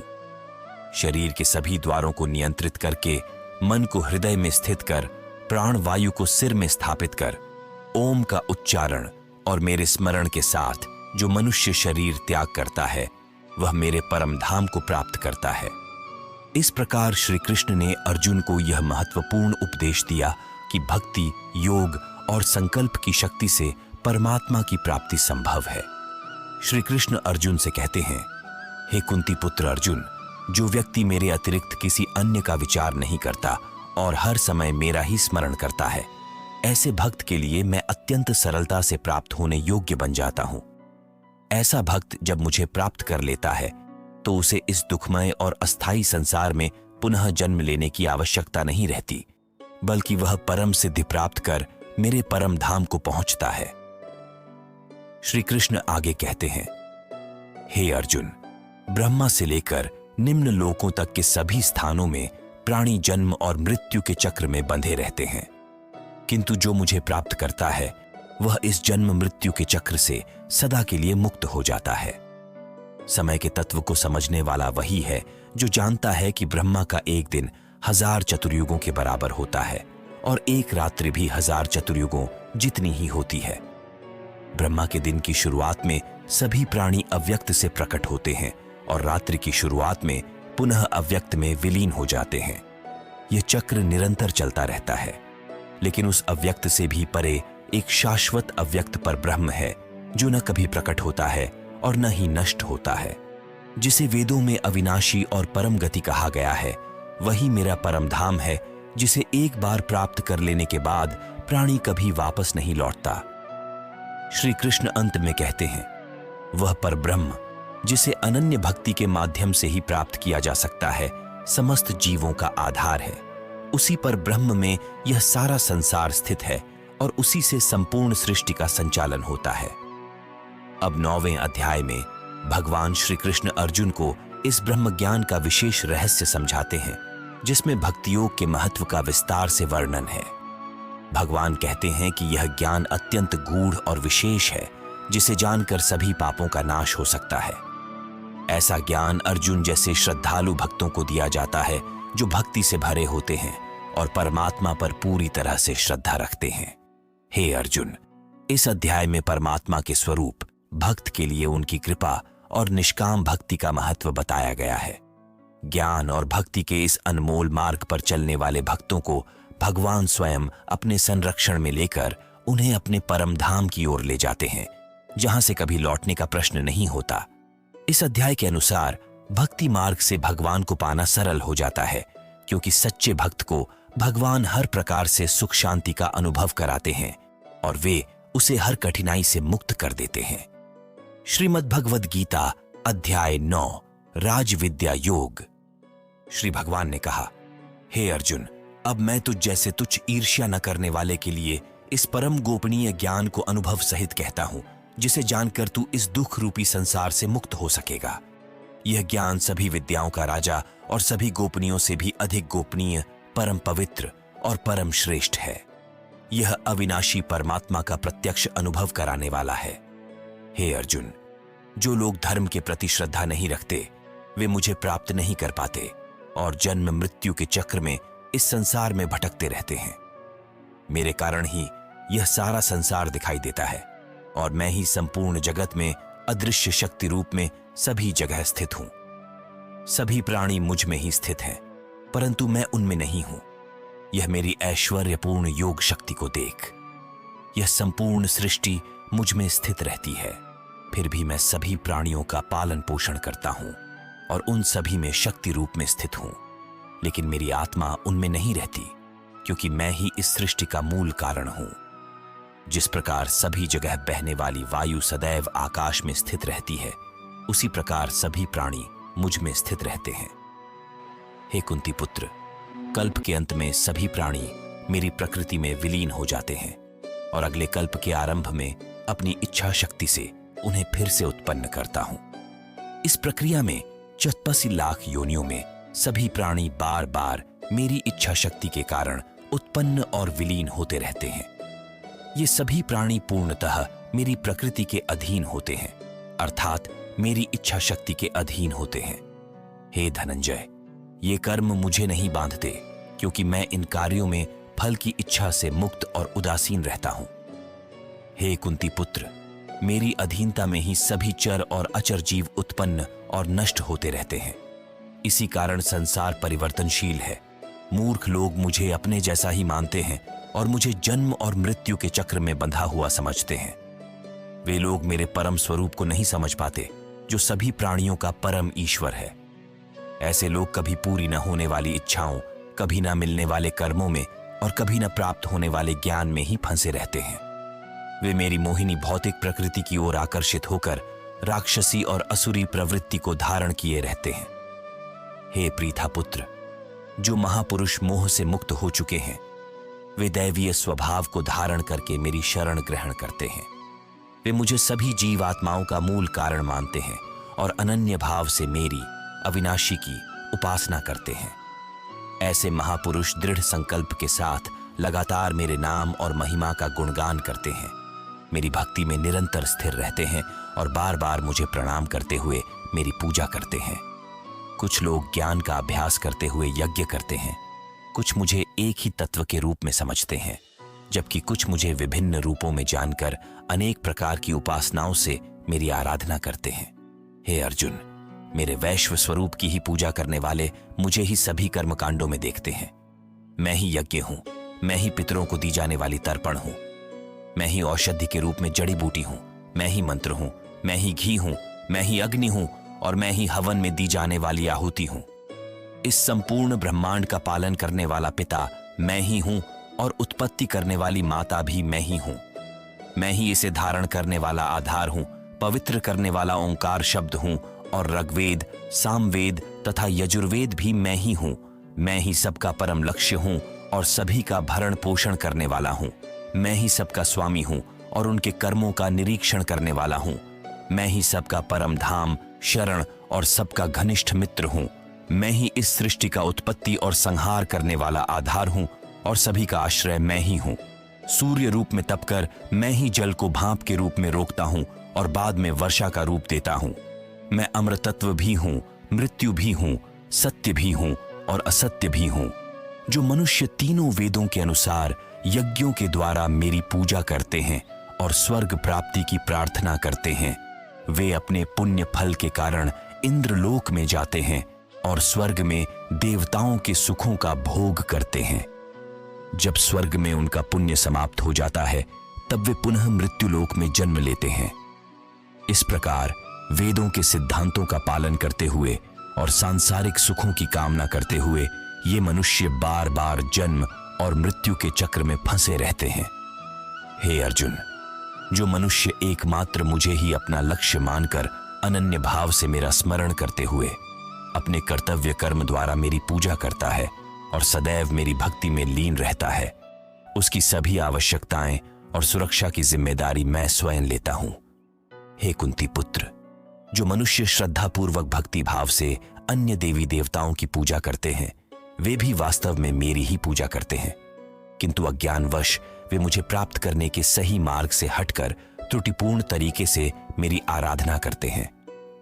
मैं ही सभी यज्ञों का भोक्ता और स्वामी हूं, लेकिन जो लोग मुझे तत्व से नहीं समझ पाते, वे पुनर्जन्म के चक्र में फंस जाते हैं।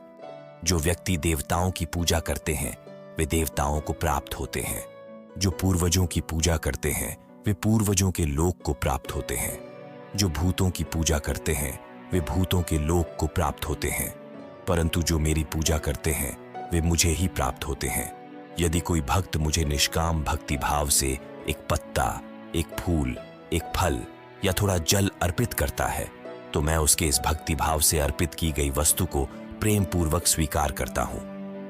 हे कुंती पुत्र, जो भी कर्म तू करता है, जो भी खाता है, जो भी हवन करता है, जो भी दान देता है, और जो भी तपस्या करता है उन सभी को मुझे समर्पित कर। इस प्रकार तू समस्त अच्छे और बुरे कर्मों के फलों के बंधन से मुक्त हो जाएगा और सभी सांसारिक कर्मों को त्याग कर मन को परमात्मा में स्थिर करके विशेष रूप से मुक्त होकर मुझे ही प्राप्त होगा। मैं सभी प्राणियों में समान रूप से स्थित हूं, न किसी से द्वेष रखता हूं और न किसी को प्रिय मानता हूं। परंतु जो मनुष्य शुद्ध भक्ति भाव से मेरा स्मरण करता है वह मुझ में स्थित होता है और मैं भी निश्चित रूप से उसमें स्थित रहता हूं। यदि कोई अत्यंत दुराचारी व्यक्ति भी अनन्य भाव से मेरा निरंतर स्मरण करता है तो उसे भी साधु ही समझना चाहिए, क्योंकि वह पूरी तरह से मेरी भक्ति में स्थित है। हे अर्जुन, वह शीघ्र ही मन से शुद्ध होकर धर्म का आचरण करता हुआ चिरस्थायी परम शांति को प्राप्त होता है। इसलिए तू निश्चित होकर यह घोषित कर दे कि मेरा भक्त कभी नष्ट नहीं होता है। हे प्रथापुत्र, स्त्री, वैश्य, शूद्र, भूत, पिशाच, कोई भी हो, यदि मेरी शरण में आता है तो वह भी मेरे परम धाम को ही प्राप्त करता है। तो फिर पुण्यात्मा ब्राह्मणों, भक्तों और राजर्षि क्षत्रियों का तो कहना ही क्या है। इसलिए इस क्षणभंगुर और दुख से भरे हुए जीवन में निरंतर मेरा ही स्मरण कर। हे अर्जुन, तू मन को मुझ में स्थिर कर, मेरा ही भक्त बन, मेरी ही पूजा कर और मुझे ही प्रणाम कर। इस प्रकार अपने मन को मुझ पर पूर्ण रूप से स्थिर करके मेरी शरण में आकर तू निश्चित रूप से मुझे ही प्राप्त होगा। इस प्रकार उपनिषद, ब्रह्म विद्या तथा योग शास्त्र रूप श्रीमद् भगवद गीता के श्री कृष्ण अर्जुन संवाद में राज विद्या योग नामक 9वां अध्याय संपूर्ण हुआ। हे महाबाहु अर्जुन, मेरे इन परम प्रभावशाली वचनों को फिर से सुन, क्योंकि मैं तुझे अत्यंत प्रिय मानता हूं और तेरे हित के लिए कहता हूं। मेरे ऐश्वर्य और प्रभाव को ना तो कोई देवता जानते हैं, ना ही कोई महर्षि, क्योंकि मैं ही सभी प्रकार से देवताओं और महर्षियों का उत्पन्न करने वाला हूं। जो मनुष्य मुझे जन्म मृत्यु से रहित, आद्यंत से रहित और सभी प्राणियों का महान ईश्वरीय रूप समझ लेता है, वह मोह से मुक्त होकर सभी पापों से मुक्त हो जाता है। हे अर्जुन, संशय मिटाने वाली बुद्धि, मोह से मुक्ति दिलाने वाला ज्ञान, क्षमा का भाव, सत्य का आचरण, इंद्रियों का नियंत्रण, मन की स्थिरता, सुख दुख की अनुभूति, जन्म और मृत्यु का कारण, भय और निर्भयता, अहिंसा का भाव, समानता का भाव, संतोष का स्वभाव, तपस्या की शक्ति, दानशीलता का भाव और यश तथा अपयश, ये सभी मनुष्यों के अनेकों प्रकार के भाव मुझसे ही उत्पन्न होते हैं। सातों महान ऋषि, चारों संकादि कुमार और स्वयंभू मनु, ये सभी मेरे ही मन की इच्छा शक्ति से उत्पन्न हुए हैं। संसार के सभी जीव जंतु और सभी लोग मेरी ही संतानें हैं। जो मनुष्य मेरी इस विशेष ऐश्वर्य और योग शक्ति को तत्व सहित जानता है, वह स्थिर मन से मेरी भक्ति में स्थित हो जाता है। इसमें किसी भी प्रकार का संदेह नहीं है। मैं ही संपूर्ण जगत की उत्पत्ति का कारण हूं और मेरे से ही संपूर्ण जगत की क्रियाशीलता है। इस प्रकार मानकर ज्ञानी लोग अत्यंत भक्ति भाव से मेरा ही निरंतर स्मरण करते हैं। जिनके चित्त मुझ में स्थिर हैं और जिन्होंने अपना जीवन पूरी तरह से मुझको समर्पित कर दिया है, वे भक्तजन आपस में एक दूसरे को मेरे अनुभव का एहसास कराते हैं। वे भक्त मेरा ही गुणगान करते हुए संतोष और आनंद से परिपूर्ण होकर मुझ में ही आनंद की अनुभूति पाते हैं। जो भक्तजन सदा अपने मन को मुझ में स्थिर रखते हैं और प्रेम पूर्वक निरंतर मेरा स्मरण करते हैं, उन भक्तों को मैं वह बुद्धि प्रदान करता हूं जिससे वे मुझको ही प्राप्त कर सकें। हे अर्जुन, उन भक्तों पर विशेष कृपा करने के लिए मैं उनके हृदय में स्थित आत्मा के द्वारा उनके अज्ञान रूपी अंधकार को ज्ञान रूपी दीपक के प्रकाश से दूर कर देता हूं। अर्जुन ने भगवान श्री कृष्ण से कहा, हे कृष्ण, आप परमेश्वर हैं, आप परब्रह्म हैं, आप सभी का परम आश्रयदाता हैं और आप परम पवित्र चेतना हैं। आप शाश्वत पुरुष हैं, दिव्य हैं, अजन्मा हैं, समस्त देवताओं के आदि और सर्वत्र व्याप्त हैं। जो ज्ञान आप मुझे दे रहे हैं उसे मैं पूर्ण सत्य रूप से स्वीकार करता हूं। ये सभी ऋषिगण, देवर्षि नारद, आश्रित देवल और व्यास भी कहते हैं। हे प्रभु, आपके वास्तविक स्वरूप को न तो देवता और न ही महर्षि जान सकते हैं। हे पुरुषोत्तम, संपूर्ण ब्रह्मांड के स्वामी, समस्त देवताओं के देव और सभी प्राणियों के जनक, आप ही अपने वास्तविक स्वरूप को जानते हैं या वही जान पाता है जिसमें आप अपने ज्ञान को प्रकट करते हैं। हे योगेश्वर, कृपा करके आप अपने अलौकिक ऐश्वर्य और उन दिव्य रूपों का विस्तार से वर्णन करें जिनसे आप समस्त लोकों में व्याप्त हैं। हे जनार्दन, मैं किस प्रकार आपका निरंतर ध्यान करके आपको जान सकता हूं? आपके दिव्य स्वरूप का किन किन भावों से स्मरण कर सकता हूं? कृपया अपनी योग शक्ति और अपने ऐश्वर्य का विस्तार से वर्णन कीजिए, क्योंकि आपके अमृतमय वचनों को सुनकर मेरी तृप्ति नहीं हो रही है। श्री भगवान ने अर्जुन से कहा, हे गुरु श्रेष्ठ, अब मैं तुम्हारे लिए अपने प्रमुख अलौकिक ऐश्वर्य के रूपों का वर्णन करूंगा, क्योंकि मेरे विस्तार की कोई सीमा नहीं है। हे अर्जुन, मैं समस्त प्राणियों के हृदय में स्थित आत्मा हूं। मैं ही सभी प्राणियों की उत्पत्ति का कारण हूं, उनके जीवन का आधार हूं, और मैं ही उनकी मृत्यु का कारण हूं।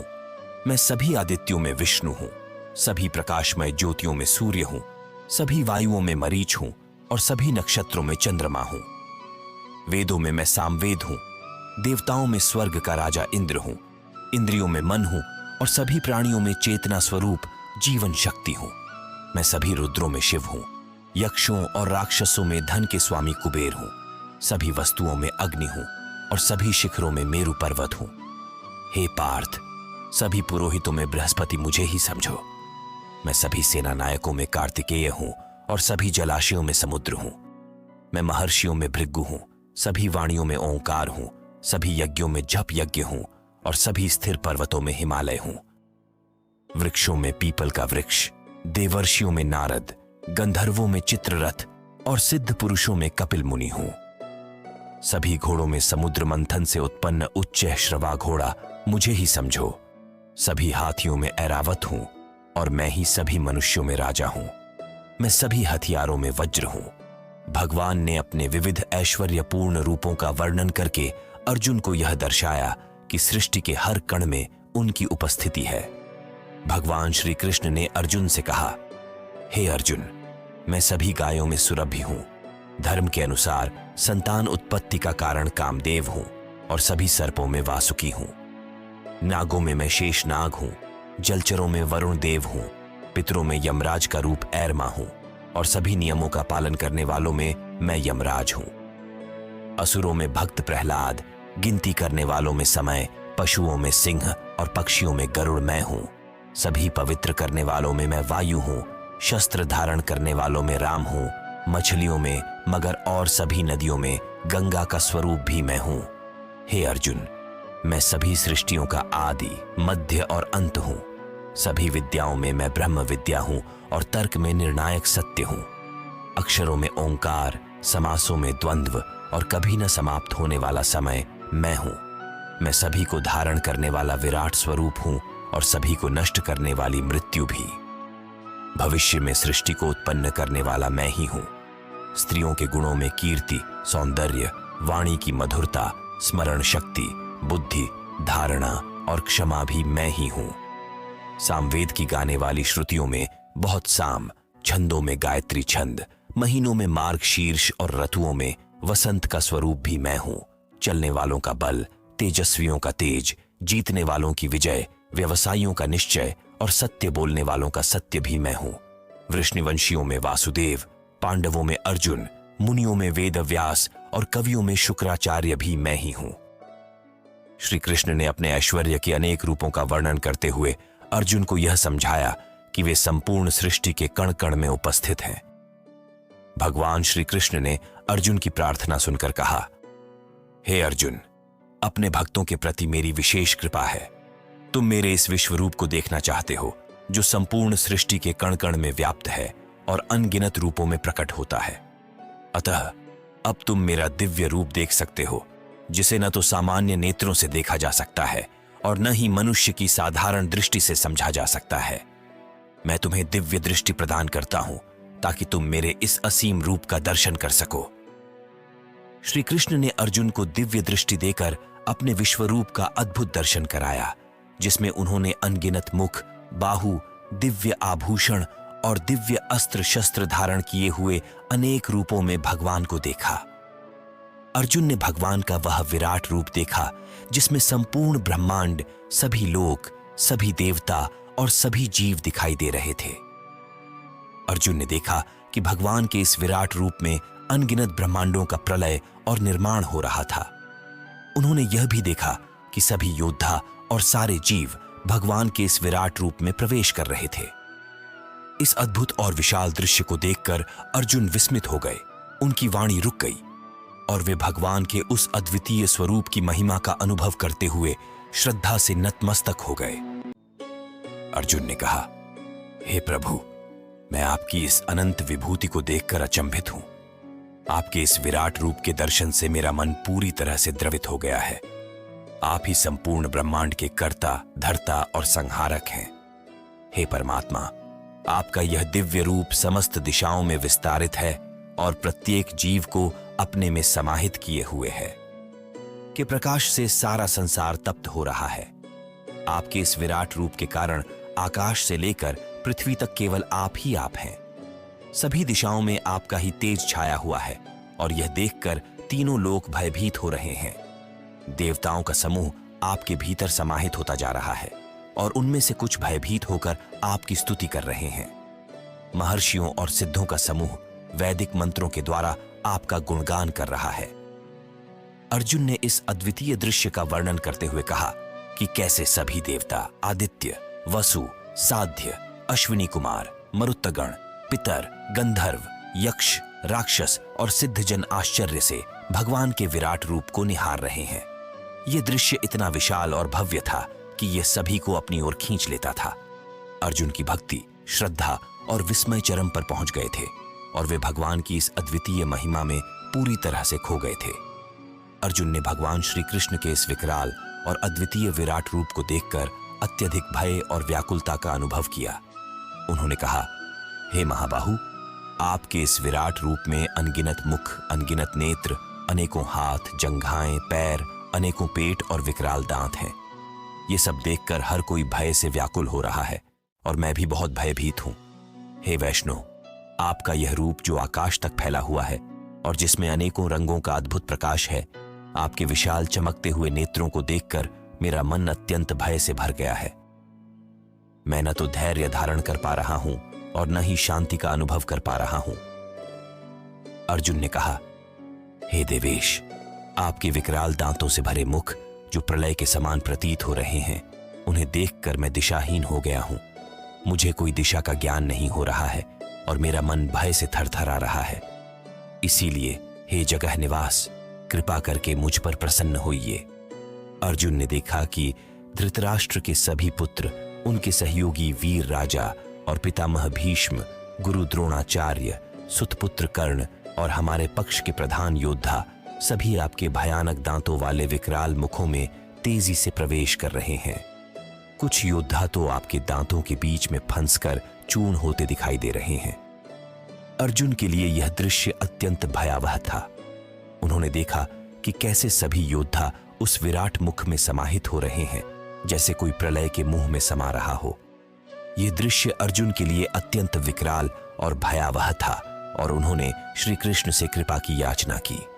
अर्जुन ने भगवान श्री कृष्ण से कहा, हे प्रभु, जिस प्रकार नदियों की अनगिनत जलधाराएं बड़े वेग से समुद्र में समाहित होने के लिए दौड़ती हैं, उसी प्रकार यह संसार के वीर योद्धा भी आपके आग उगलते हुए मुखों में प्रवेश कर रहे हैं।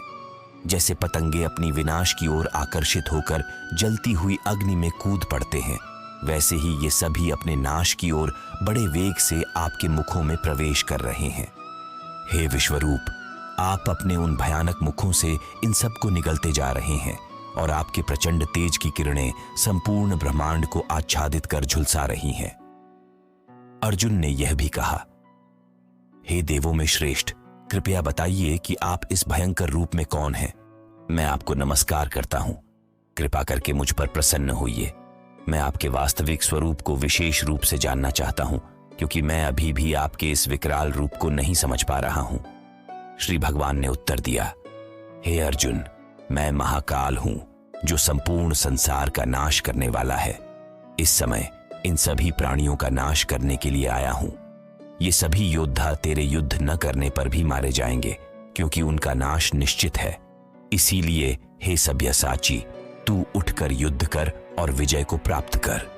अपने शत्रुओं पर विजय प्राप्त कर और सुख संपन्न राज्य का भोग कर। ये सभी योद्धा पहले ही मेरे द्वारा मारे जा चुके हैं।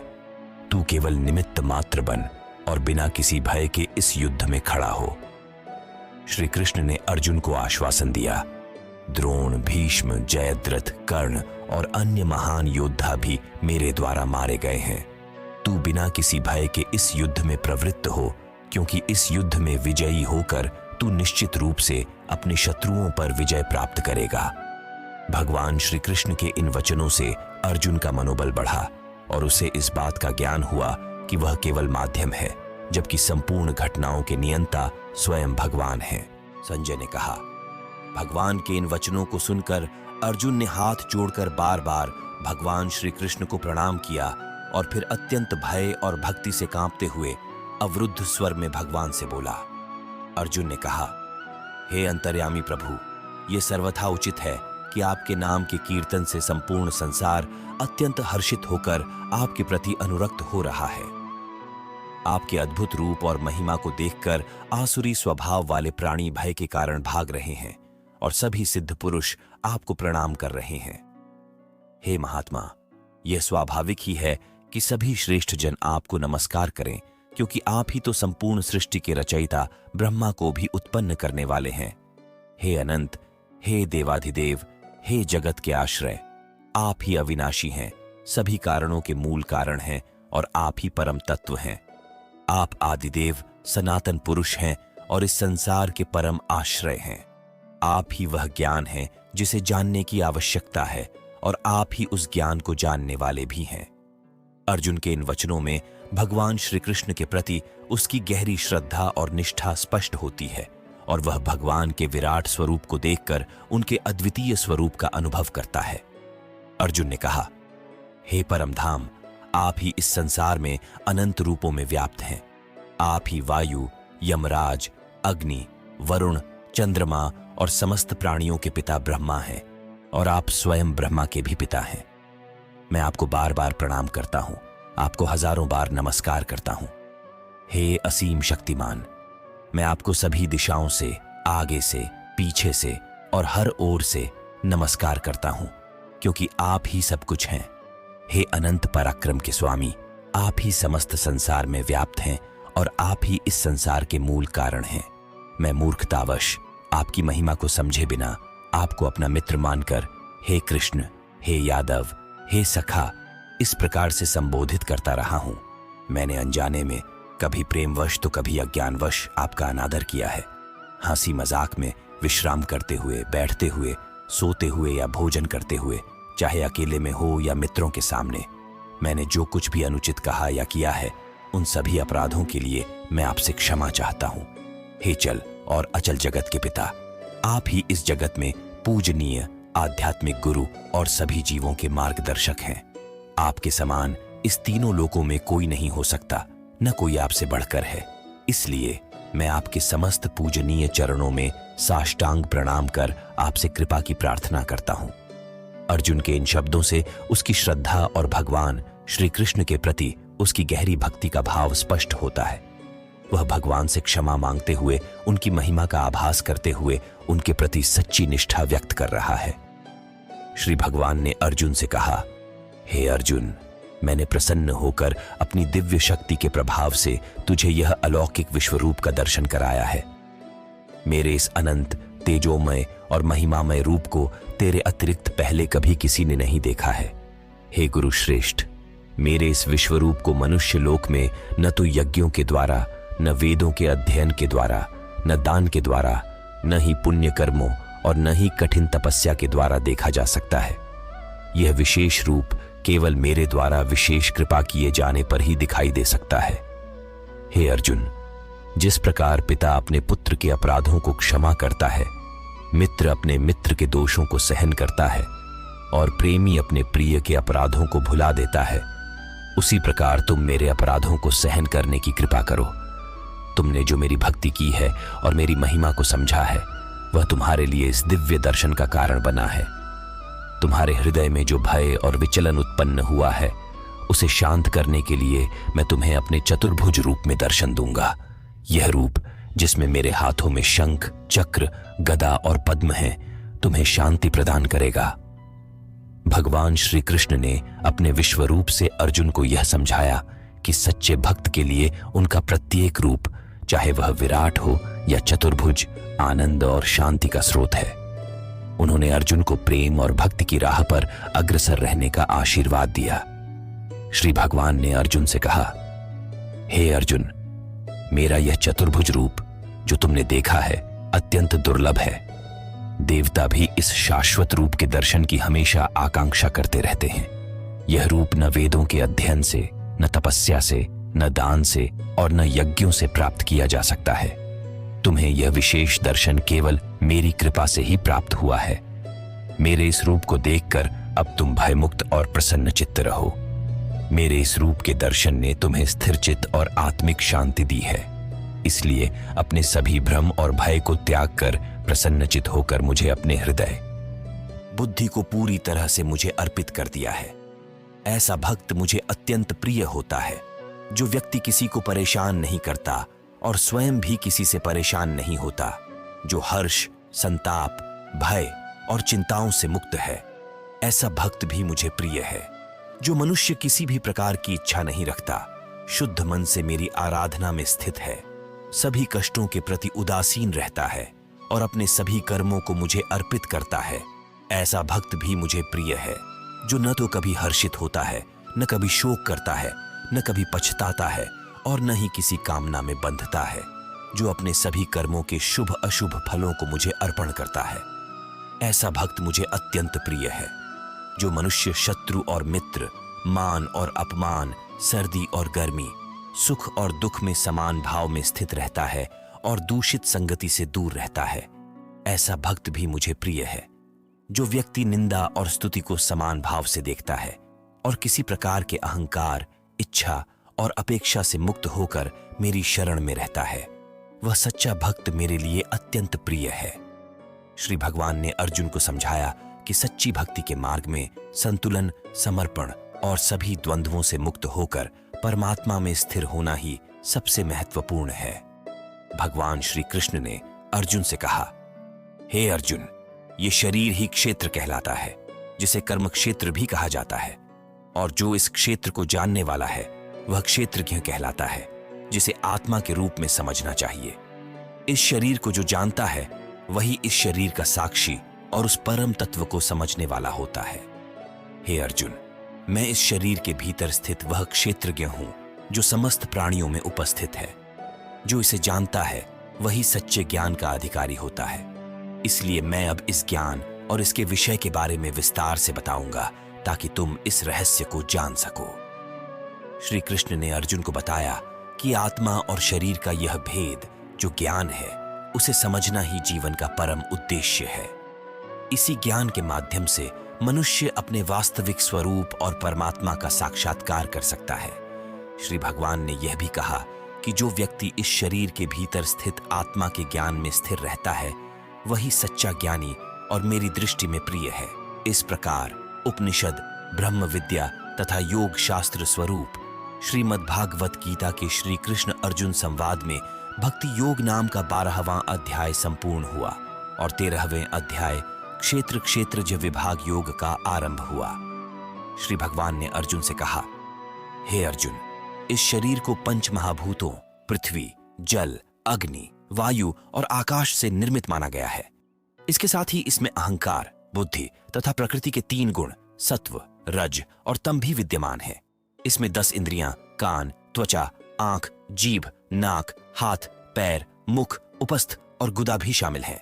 इन इंद्रियों के विषय जैसे शब्द, स्पर्श, रूप, रस और गंध भी इसी शरीर के अंग हैं।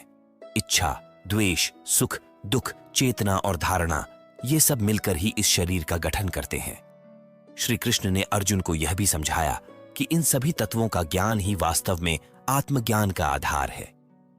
जो मनुष्य इस क्षेत्र शरीर और उसके जाता आत्मा को भली भांति समझ लेता है, वह जीवन के गूढ़ रहस्यों को जानने के लिए योग्य बन जाता है और मोक्ष के मार्ग पर आगे बढ़ सकता है।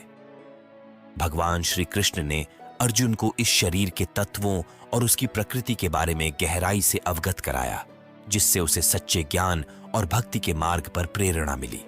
ज्ञान का विषय अब भगवान बताएंगे कि ज्ञान क्या है, अर्थात ज्ञानी किसे कहते हैं। विनम्रता अर्थात मान अपमान के भाव का न होना, दंभहीनता अर्थात कर्तापन के भाव का न होना, अहिंसा अर्थात किसी को भी कष्ट नहीं पहुंचाने का भाव, क्षमाशीलता अर्थात सभी अपराधों के लिए क्षमा का भाव, सरलता अर्थात सत्य को न छिपाने का भाव, पवित्रता अर्थात मन और शरीर से शुद्ध रहने का भाव, क्नोइस। गुरु भक्ति अर्थात श्रद्धा सहित गुरु की सेवा करने का भाव, दृढ़ता अर्थात संकल्प में स्थिर रहने का भाव, और आत्मसंयम अर्थात इंद्रियों को वश में रखने का भाव। इंद्रिय विषयों अर्थात शब्द, रूप, रस, गंध, स्पर्श के प्रति वैराग्य का भाव, मिथ्या अहंकार न करने का भाव, जन्म, मृत्यु, बुढ़ापा, रोग, दुख और अपनी बुराइयों का बार बार चिंतन करने का भाव, पुत्र, स्त्री, घर और अन्य भौतिक वस्तुओं के प्रति आसक्ति का न होना, शुभ और अशुभ की प्राप्ति पर भी समान रहने का भाव, मेरे अतिरिक्त किसी अन्य वस्तु की प्राप्ति की इच्छा का न होना, बिना विचलित हुए मेरी भक्ति में स्थिर रहने का भाव, शुद्धता का भाव, एकांतवास का पालन करना, निरंतर आत्मचिंतन में लगे रहना और नश्वर विषयों से विमुख होकर आत्मतत्व में स्थित रहना, इन सभी को ज्ञान के लक्षण समझना चाहिए। हे अर्जुन, वह परमात्मा हर जगह व्याप्त है और हर एक में एक ही रूप में स्थित रहता है। वह सब कुछ जानने वाला है, संपूर्ण विश्व का आधार है, सभी जीवों का संरक्षण करने वाला है। वह नष्ट न होने वाला और स्वतंत्र है, सब में संभाव से स्थित है और संसार की सभी क्रियाओं का साक्षी होकर भी उनमें निर्लिप्त रहता है। वह इंद्रियों और प्रकृति के गुणों के परे है, फिर भी संसार के सभी कर्म उसी के प्रभाव से संचालित होते हैं। वह प्रकाश और अंधकार दोनों से परे, ज्ञान और अज्ञान दोनों से परे तथा जानने योग्य परम तत्व है। उसे जान लेने से सभी बंधनों से मुक्ति प्राप्त होती है। यह जानना ही सच्चा ज्ञान है, जिससे मनुष्य अमृत तत्व को प्राप्त होता है। इस परमात्मा का ज्ञान उसे आत्मा के रूप में जानने से ही हो सकता है, जो संपूर्ण जगत का आधार है और किसी भी वस्तु में लिप्त नहीं होता है। सभी इंद्रियों के मूल होने के बावजूद वह इंद्रियों से परे रहता है, सभी प्राणियों का सहायक होते हुए भी उनमें निर्लिप्त है और प्रकृति के गुणों का भोग करता होते हुए भी उनसे परे है। इस प्रकार उपनिषद, ब्रह्म विद्या तथा योग शास्त्र रूप श्रीमद् भगवद गीता के श्री कृष्ण अर्जुन संवाद में क्षेत्र क्षेत्रज्ञ विभाग योग नामक 13वां अध्याय संपूर्ण हुआ। हे अर्जुन, इस शरीर रूपी क्षेत्र के ज्ञाता को समझना और उसका तत्व जानना ही सच्चा ज्ञान है। यह क्षेत्र अर्थात शरीर पंच महाभूतों पृथ्वी, जल, अग्नि, वायु, आकाश, अहंकार, बुद्धि और प्रकृति के 3 गुणों सत, रज, तम से निर्मित होता है। मन, इंद्रियां और उनके विषयों का भोग तथा इच्छा, द्वेष, सुख दुख, चेतना और धारणा आदि के संयोग से यह शरीर का पिंड निर्मित होता है। इसके भीतर स्थित चेतना ही इसे जानने वाली आत्मा है। ज्ञान का वास्तविक स्वरूप यह है कि मनुष्य विनम्रता, अहिंसा, क्षमाशीलता, शुद्धता और ममता रहित होकर सभी भौतिक आसक्तियों से दूर रहे। आत्मसंयम, इंद्रिय निग्रह, गुरु भक्ति, अहंकार का त्याग, मृत्यु और दुख का बार बार चिंतन, सांसारिक वस्तुओं के प्रति आसक्ति का त्याग, अपने कर्तव्य के प्रति समर्पण और भक्ति के मार्ग में स्थित रहना, ये सभी ज्ञान के रूप माने गए हैं। जो पुरुष इनमें स्थित रहता है वही वास्तविक ज्ञानी होता है। अब मैं तुझे उस परम तत्व के विषय में बताऊंगा जिसे जानकर मनुष्य अमृतत्व को प्राप्त कर सकता है। वह परमात्मा समस्त प्राणियों के भीतर और बाहर विद्यमान है। वह सबका आधार है, किंतु उससे परे भी कुछ है। वह परम सूक्ष्म है, सभी दिशाओं में विद्यमान है और उसी के तेज से सभी वस्तुएं प्रकाशित होती हैं, परंतु वह अंधकार से रहित, शुद्ध, अविनाशी और अनंत है। उसी को जानने का प्रयास करना ही ज्ञान है। हे अर्जुन, प्रकृति और पुरुष दोनों अनादि हैं। प्रकृति भौतिक जगत का आधार है, जबकि पुरुष आत्मा है। प्रकृति में स्थित होकर जीव प्रकृति के 3 गुणों के साथ बंधा हुआ कर्मों का भोग करता है। यही गुण उसे जन्म मरण के चक्र में बांधते हैं और वह सुख दुख का अनुभव करता है। जो पुरुष प्रकृति और पुरुष का वास्तविक ज्ञान प्राप्त कर लेते हैं, वे जन्म मृत्यु के चक्र से मुक्त हो जाते हैं और मेरे परम धाम को प्राप्त करते हैं। जो व्यक्ति यह समझता है कि परमात्मा ही सभी जीवों के भीतर स्थित है, वही सच्चा ज्ञानी होता है और वह संपूर्ण रूप से कर्मों के बंधन से मुक्त हो जाता है। इस प्रकार उपनिषद, ब्रह्म विद्या तथा योग शास्त्र रूप श्रीमद् भगवद गीता के श्री कृष्ण अर्जुन संवाद में क्षेत्र क्षेत्रज्ञ विभाग योग नामक 13वां अध्याय संपूर्ण हुआ। हे अर्जुन, सभी शरीरों का पालन पोषण करने वाले परमेश्वर स्वयं को प्रकृति के साक्षी रूप में रखते हुए साक्षात उसके भोक्ता भी हैं। ये परमात्मा ही शरीर में स्थित आत्मा के रूप में सभी जीवों को जीवन देता है। जो मनुष्य इस गूढ़ तत्व को समझ लेता है कि जीव और प्रकृति के गुण आपस में बंधे हैं और परमात्मा ही उनके साक्षी, भोक्ता और नियंत्रक हैं, वह व्यक्ति हर परिस्थिति में स्थित रहते हुए भी कर्म के बंधन से मुक्त हो जाता है। उसे फिर जन्म मरण के चक्र में नहीं फंसना पड़ता। कुछ मनुष्य ध्यान योग के माध्यम से अपने भीतर परमात्मा का अनुभव करते हैं, कुछ वैदिक कर्मकांड के पालन से और अन्य निष्काम कर्मयोग द्वारा उसे प्राप्त करते हैं। इसके अतिरिक्त कुछ ऐसे भी लोग हैं जो स्वयं गहन आध्यात्मिक ज्ञान में न होते हुए भी दूसरों से परमात्मा के विषय में सुनते हैं और उनके बताए मार्ग पर चलकर उसकी उपासना में लग जाते हैं। इन सभी मार्गों से व्यक्ति परमात्मा की प्राप्ति कर सकता है।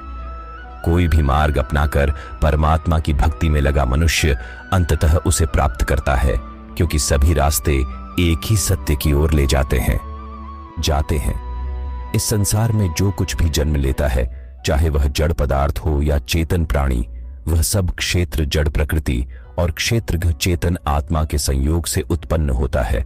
जो मनुष्य नाशवान शरीरों में अविनाशी आत्मा और अविनाशी परमात्मा को समान रूप से स्थित देखता है, वही वास्तविक सत्य को समझता है।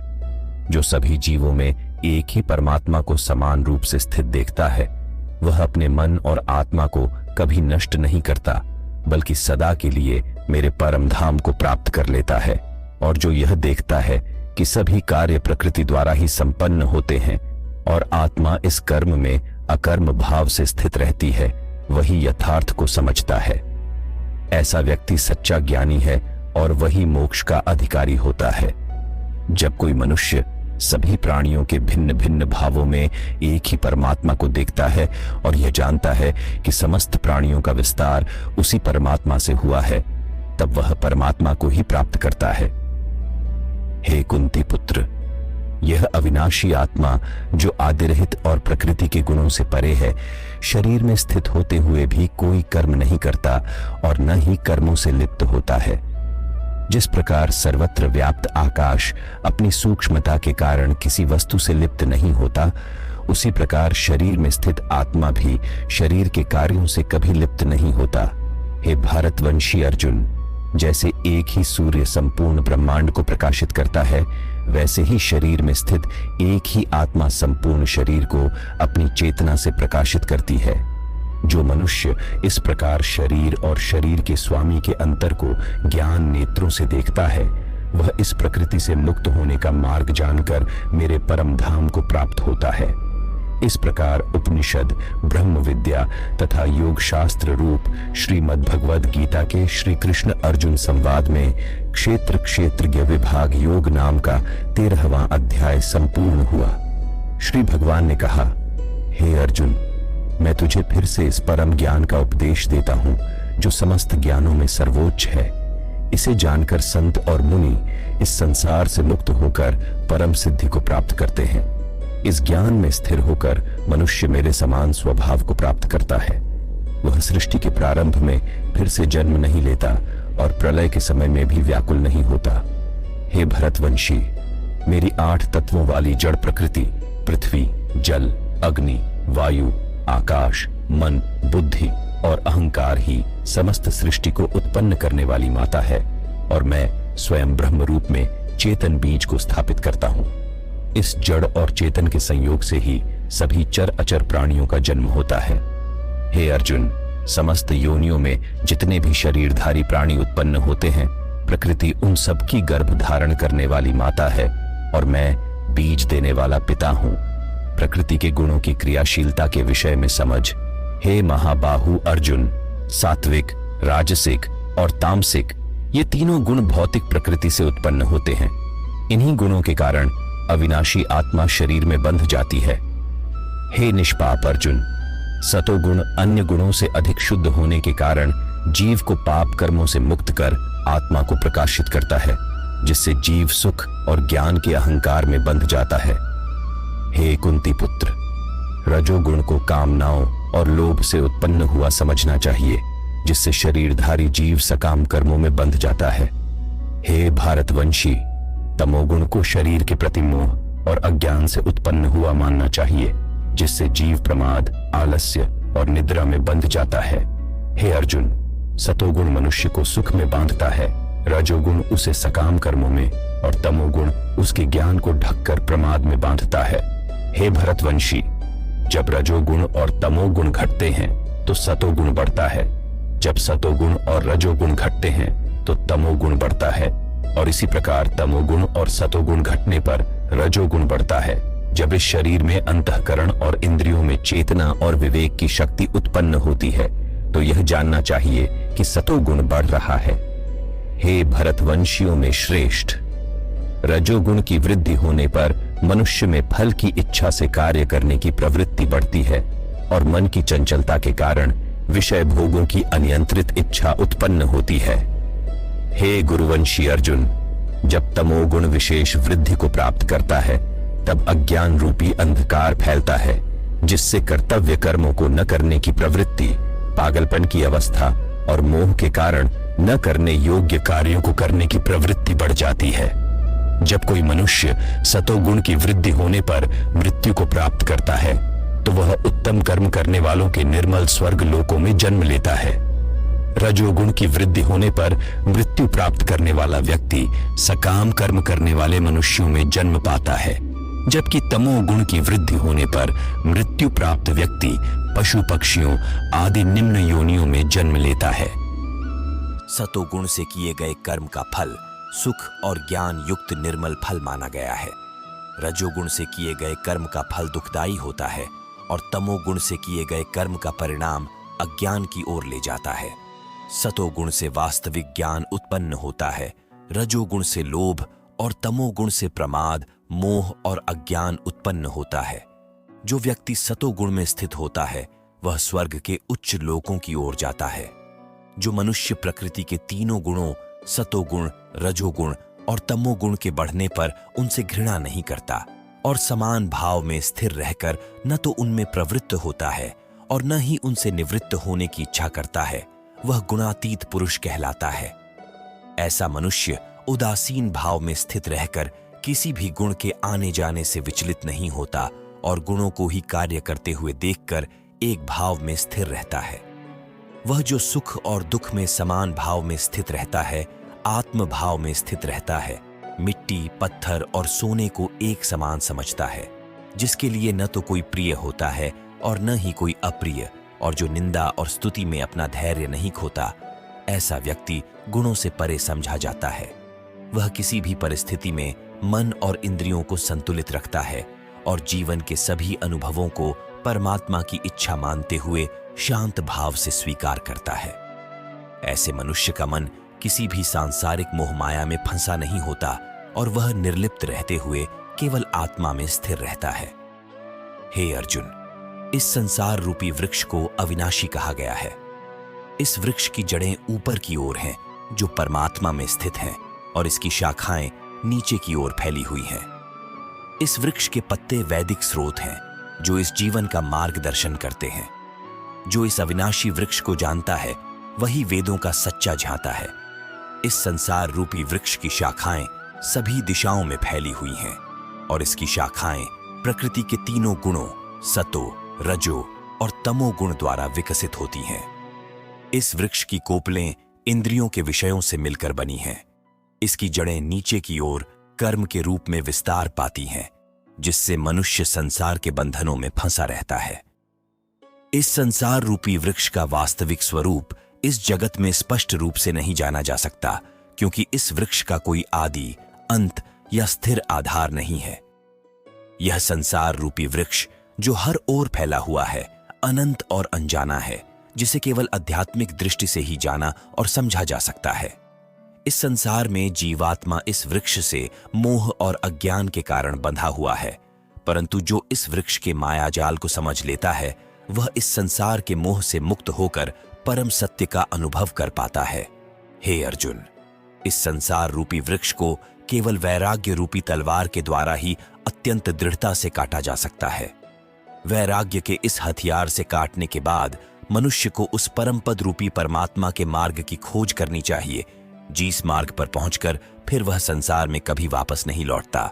फिर उसे उस परमात्मा की शरण में जाना चाहिए, जो इस आदि रहित संसार वृक्ष का मूल कारण और विस्तारक है, जो मनुष्य मान, प्रतिष्ठा और मोह से मुक्त है, जिसने संसार में लिप्त लोगों की संगति छोड़ दी है, जो निरंतर परमात्मा के स्वरूप में स्थित है, जिसकी सारी सांसारिक कामनाएं समाप्त हो चुकी हैं और जो सुख दुख के भेद से ऊपर उठ चुका है। ऐसा मोह रहित मनुष्य ही उस अविनाशी परम पद को प्राप्त करता है। उस परम धाम को न सूर्य प्रकाशित करता है, न चंद्रमा और न ही अग्नि। वह तो स्वयं प्रकाश का स्रोत है। उस परम धाम में पहुंचकर ही आत्मा को परम शांति प्राप्त होती है और वह सदा के लिए संसार के बंधनों से मुक्त हो जाता है। हे अर्जुन, जहां पहुंचकर कोई भी मनुष्य इस संसार में वापस नहीं लौटता, वही मेरा परम धाम है। जीव और आत्मा का वर्णन इस प्रकार है। संसार में प्रत्येक शरीर में स्थित जीवात्मा मेरा ही सनातन अंश है। वह मन सहित 6 इंद्रियों के माध्यम से प्रकृति के अधीन होकर कार्य करता है। यह जीवात्मा जो शरीर का स्वामी है, 6 इंद्रियों के अनुभवों को संस्कार के रूप में ग्रहण करता है और एक शरीर का त्याग कर दूसरे शरीर में चला जाता है। जैसे वायु एक स्थान से गंध को ग्रहण कर उसे दूसरे स्थान में ले जाती है, इस प्रकार दूसरे शरीर में स्थित होकर जीवात्मा कान, आंख, त्वचा, जीभ, नाक और मन की सहायता से ही विषयों का भोग करता है। यह जीवात्मा किस प्रकार शरीर का त्याग करती है, किस प्रकार शरीर में स्थित रहती है और किस प्रकार प्रकृति के गुणों के अधीन होकर विषयों का अनुभव करती है, यह रहस्य साधारण मनुष्य नहीं देख पाते। केवल वही मनुष्य इस प्रक्रिया को समझ पाते हैं जिनकी आंखें ज्ञान के प्रकाश से प्रकाशित हो चुकी हैं। हे अर्जुन, जो मनुष्य योग के अभ्यास में तत्पर रहते हैं, वे ही अपने हृदय में स्थित इस आत्मा का साक्षात्कार कर सकते हैं। किंतु जो लोग योग के अभ्यास में नहीं लगे रहते, ऐसे अज्ञानी लोग भले ही प्रयत्न करें, फिर भी आत्मा के इस रहस्य को नहीं देख पाते। अब जगत में परमात्मा की स्थिति का वर्णन सुनो, जो प्रकाश सूर्य में स्थित है और जिससे समस्त संसार प्रकाशित होता है। वही प्रकाश चंद्रमा और अग्नि में भी स्थित है। उस प्रकाश को तू मुझसे ही उत्पन्न हुआ समझ। मैं ही हर लोक में प्रवेश करके अपनी शक्ति से सभी प्राणियों का पालन पोषण करता हूं और चंद्रमा के रूप में वनस्पतियों में जीवन रस बनकर सभी प्राणियों का पोषण करता हूं। मैं ही पाचन अग्नि के रूप में प्रत्येक जीव के शरीर में स्थित रहता हूं। मैं ही प्राण वायु और अपान वायु को संतुलित रखता हूं और 4 प्रकार के आहार चबाने, पीने, चाटने और चूसने योग्य सभी को पचाता हूं। मैं ही प्रत्येक प्राणी के हृदय में आत्मा रूप में स्थित हूं। मेरे द्वारा ही जीव को वास्तविक स्वरूप का स्मरण, विस्मरण और ज्ञान प्राप्त होता है। मैं ही समस्त वेदों का जानने योग्य हूं और मुझसे ही सभी वेद उत्पन्न होते हैं। मैं ही सभी वेदों को जानने वाला हूं। संसार में शरीर, आत्मा और परमात्मा का वर्णन इस प्रकार है। हे अर्जुन, संसार में 2 प्रकार के जीव होते हैं।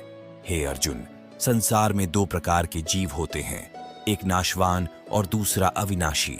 सभी जीवों के शरीर नाशवान होते हैं, जबकि आत्मा को अविनाशी कहा जाता है। परंतु इन दोनों के अतिरिक्त एक श्रेष्ठ परम पुरुष भी है, जिसे परमात्मा कहा जाता है। वही अविनाशी परमात्मा सभी लोकों में व्याप्त होकर सब प्राणियों का भरण पोषण करता है। क्योंकि मैं क्षर और अक्षर दोनों से परे और श्रेष्ठ हूं, इसलिए संसार में और वेदों में मुझे पुरुषोत्तम कहा गया है। हे अर्जुन, जो व्यक्ति इस प्रकार मुझ परम पुरुष को संशय रहित होकर भगवान रूप में जानता है, वह मुझे ही सब कुछ समझकर मेरी भक्ति में पूर्णतः स्थित हो जाता है। हे निष्पाप अर्जुन, इस प्रकार यह शास्त्र का गूढ़ रहस्य मैंने तुम्हें बताया है। जो इस ज्ञान को इसी प्रकार से समझता है वह वास्तव में बुद्धिमान होता है और उसके सभी प्रयत्न सफल होते हैं। इस प्रकार उपनिषद, ब्रह्म विद्या तथा योग शास्त्र रूप श्रीमद् भगवद गीता के श्री कृष्ण अर्जुन संवाद में पुरुषोत्तम योग नामक 15वां अध्याय संपूर्ण हुआ। श्री भगवान ने कहा, हे भारतवंशी अर्जुन, दैवीय स्वभाव वाले मनुष्यों में परमात्मा पर पूर्ण विश्वास, आत्मा की शुद्धि, परमात्मा की प्राप्ति के लिए दृढ़ संकल्प, समर्पण, इंद्रियों का संयम, नियत कर्म का पालन, स्वयं को जानने का भाव, सत्य को न छिपाने की प्रवृत्ति, किसी को कष्ट न देने का भाव, मन और वाणी की एकता, क्रोध को नियंत्रित करने की क्षमता, मन की चंचलता को रोकने का प्रयास, किसी की निंदा न करना, समस्त प्राणियों के प्रति करुणा, लोभ से मुक्त रहना, इंद्रियों के विषयों में संपर्क के बावजूद उनमें आसक्ति न रखना, कोमलता, गलती हो जाने पर लज्जा का अनुभव और असफलता में भी विचलित न होना, अपराधों के प्रति माफी का भाव, हर परिस्थिति में स्थिरता, मन और शरीर से पवित्रता, किसी से ईर्ष्या न करना और सम्मान न पाने पर संतुष्ट रहना, ये सभी गुण दैवीय स्वभाव वाले मनुष्यों के लक्षण होते हैं।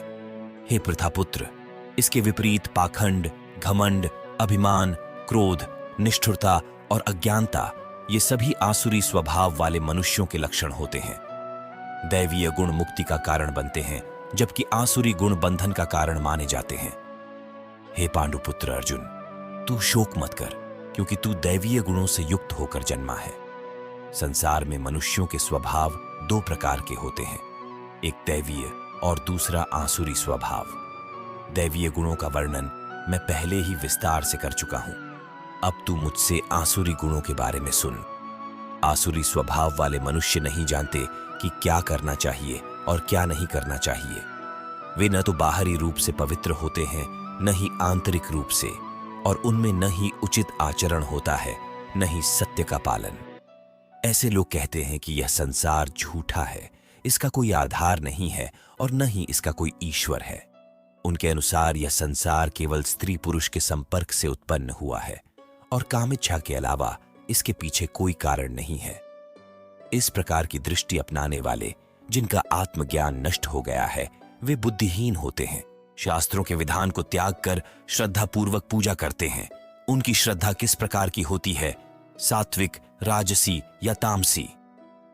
श्री भगवान कहते हैं, हे अर्जुन, सभी मनुष्यों की श्रद्धा उनके स्वभाव से उत्पन्न प्राकृतिक गुणों के अनुसार 3 प्रकार की होती है, सात्विक, राजसी और तामसी।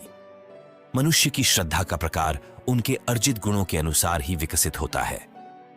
हे अर्जुन, प्रत्येक मनुष्य की श्रद्धा उसके स्वभाव से उत्पन्न होती है और वह जैसी श्रद्धा में स्थित होता है वैसा ही बन जाता है। सात्विक गुणों से युक्त मनुष्य देवी देवताओं की पूजा करते हैं। राजसी गुणों से युक्त मनुष्य यक्षों और राक्षसों की पूजा करते हैं, जबकि तामसी गुणों से युक्त मनुष्य भूत प्रेत आदि की पूजा करते हैं।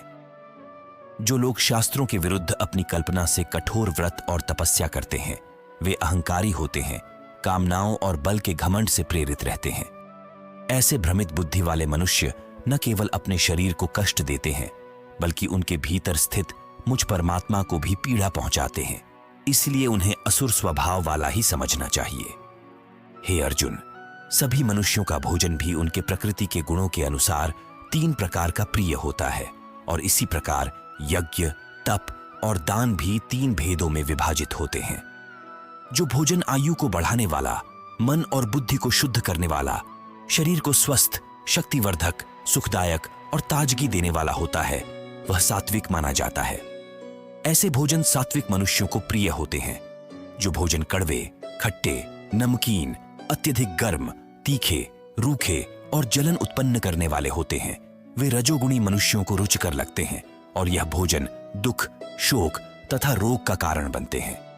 जो भोजन अधिक समय से रखा हुआ, स्वादहीन, दुर्गंधयुक्त, सड़ा हुआ, किसी अन्य के द्वारा खाया गया और अपवित्र होता है, वह तमोगुणी मनुष्यों को प्रिय होता है। जो यज्ञ बिना किसी फल की इच्छा के, शास्त्रों के निर्देशानुसार मन को स्थिर करके कर्तव्य मानकर किया जाता है, वह सात्विक यज्ञ माना जाता है। परंतु जो यज्ञ केवल फल की इच्छा से अहंकार पूर्ण होकर किया जाता है, उसे राजसी यज्ञ समझना चाहिए, जो यज्ञ शास्त्रों के निर्देशों के बिना, अन्न का वितरण किए बिना, वैदिक मंत्रों के उच्चारण के बिना, पुरोहितों को दक्षिणा दिए बिना और श्रद्धा के बिना किया जाता है, वह तामसी यज्ञ कहलाता है। ईश्वर, ब्राह्मण, गुरु, माता और पिता का आदर करना भी आवश्यक माना गया है। पूज्य व्यक्तियों का सम्मान पूर्वक पूजन करना, आचरण में शुद्धता रखना, मन की पवित्रता बनाए रखना, इंद्रियों के विषयों से अनासक्त रहना और मन, वाणी एवं शरीर से किसी को भी कष्ट न देना, यह सब शरीर संबंधी तप कहलाता है। बिना किसी को दुख दिए हुए सत्य, प्रिय और हितकारी वचन बोलना तथा वेद शास्त्रों का पठन पाठन करना वाणी संबंधी तप है। मन में संतोष का भाव, सभी प्राणियों के प्रति आदर, केवल ईश्वरीय चिंतन और मन को आत्मा में स्थिर रखते हुए सभी प्रकार से शुद्ध रखना, यह मन संबंधी तप कहा जाता है। जो तप बिना किसी फल की इच्छा के केवल श्रद्धा से किया जाता है, वह सात्विक तप माना जाता है। जो तप आदर, सम्मान या पूजा पाने की कामना से स्वयं को कर्म का कर्ता मानते हुए किया जाता है, वह राजसी तप कहलाता है और इसका फल क्षणिक होता है। जो तप केवल अपने सुख के लिए दूसरों को कष्ट पहुंचाने या उनके विनाश की इच्छा से किया जाता है, उसे तमसी तप माना जाता है। जो दान कर्तव्य के रूप में बिना किसी उपकार की भावना से उचित स्थान, उचित समय पर और योग्य व्यक्ति को दिया जाता है, उसे सात्विक दान कहा जाता है। लेकिन जो दान बदले में कुछ पाने की भावना से, किसी फल की कामना से या बिना सच्चे मन से दिया जाता है, उसे राजसी दान कहते हैं। वहीं जो दान अनुचित स्थान, अनुचित समय पर, अपमान या अज्ञान के साथ और अयोग्य व्यक्तियों को दिया जाता है, वह तामसी दान कहलाता है। ओम, तत् और सत शब्द की व्याख्या सृष्टि के आरंभ से परम ब्रह्म के रूप में की गई है। ओम का उच्चारण ब्रह्म के प्रतीक रूप में यज्ञ के आरंभ में किया जाता है।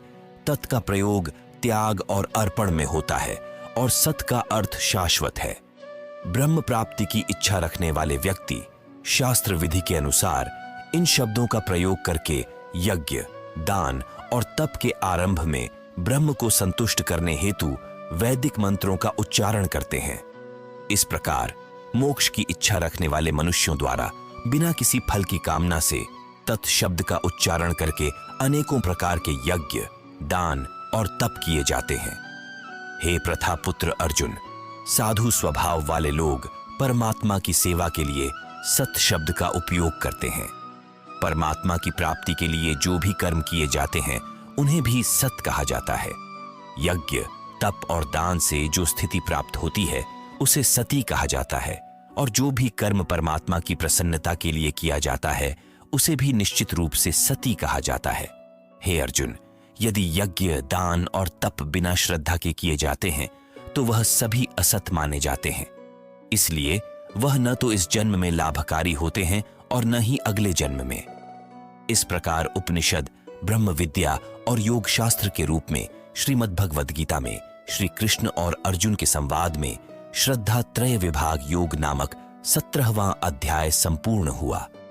श्रीमद् भगवद गीता के 18वें अध्याय मोक्ष संन्यास योग में अर्जुन 2 शब्दों संन्यास और त्याग के अर्थ और भेद को जानने की इच्छा से भगवान श्री कृष्ण से प्रश्न करते हैं।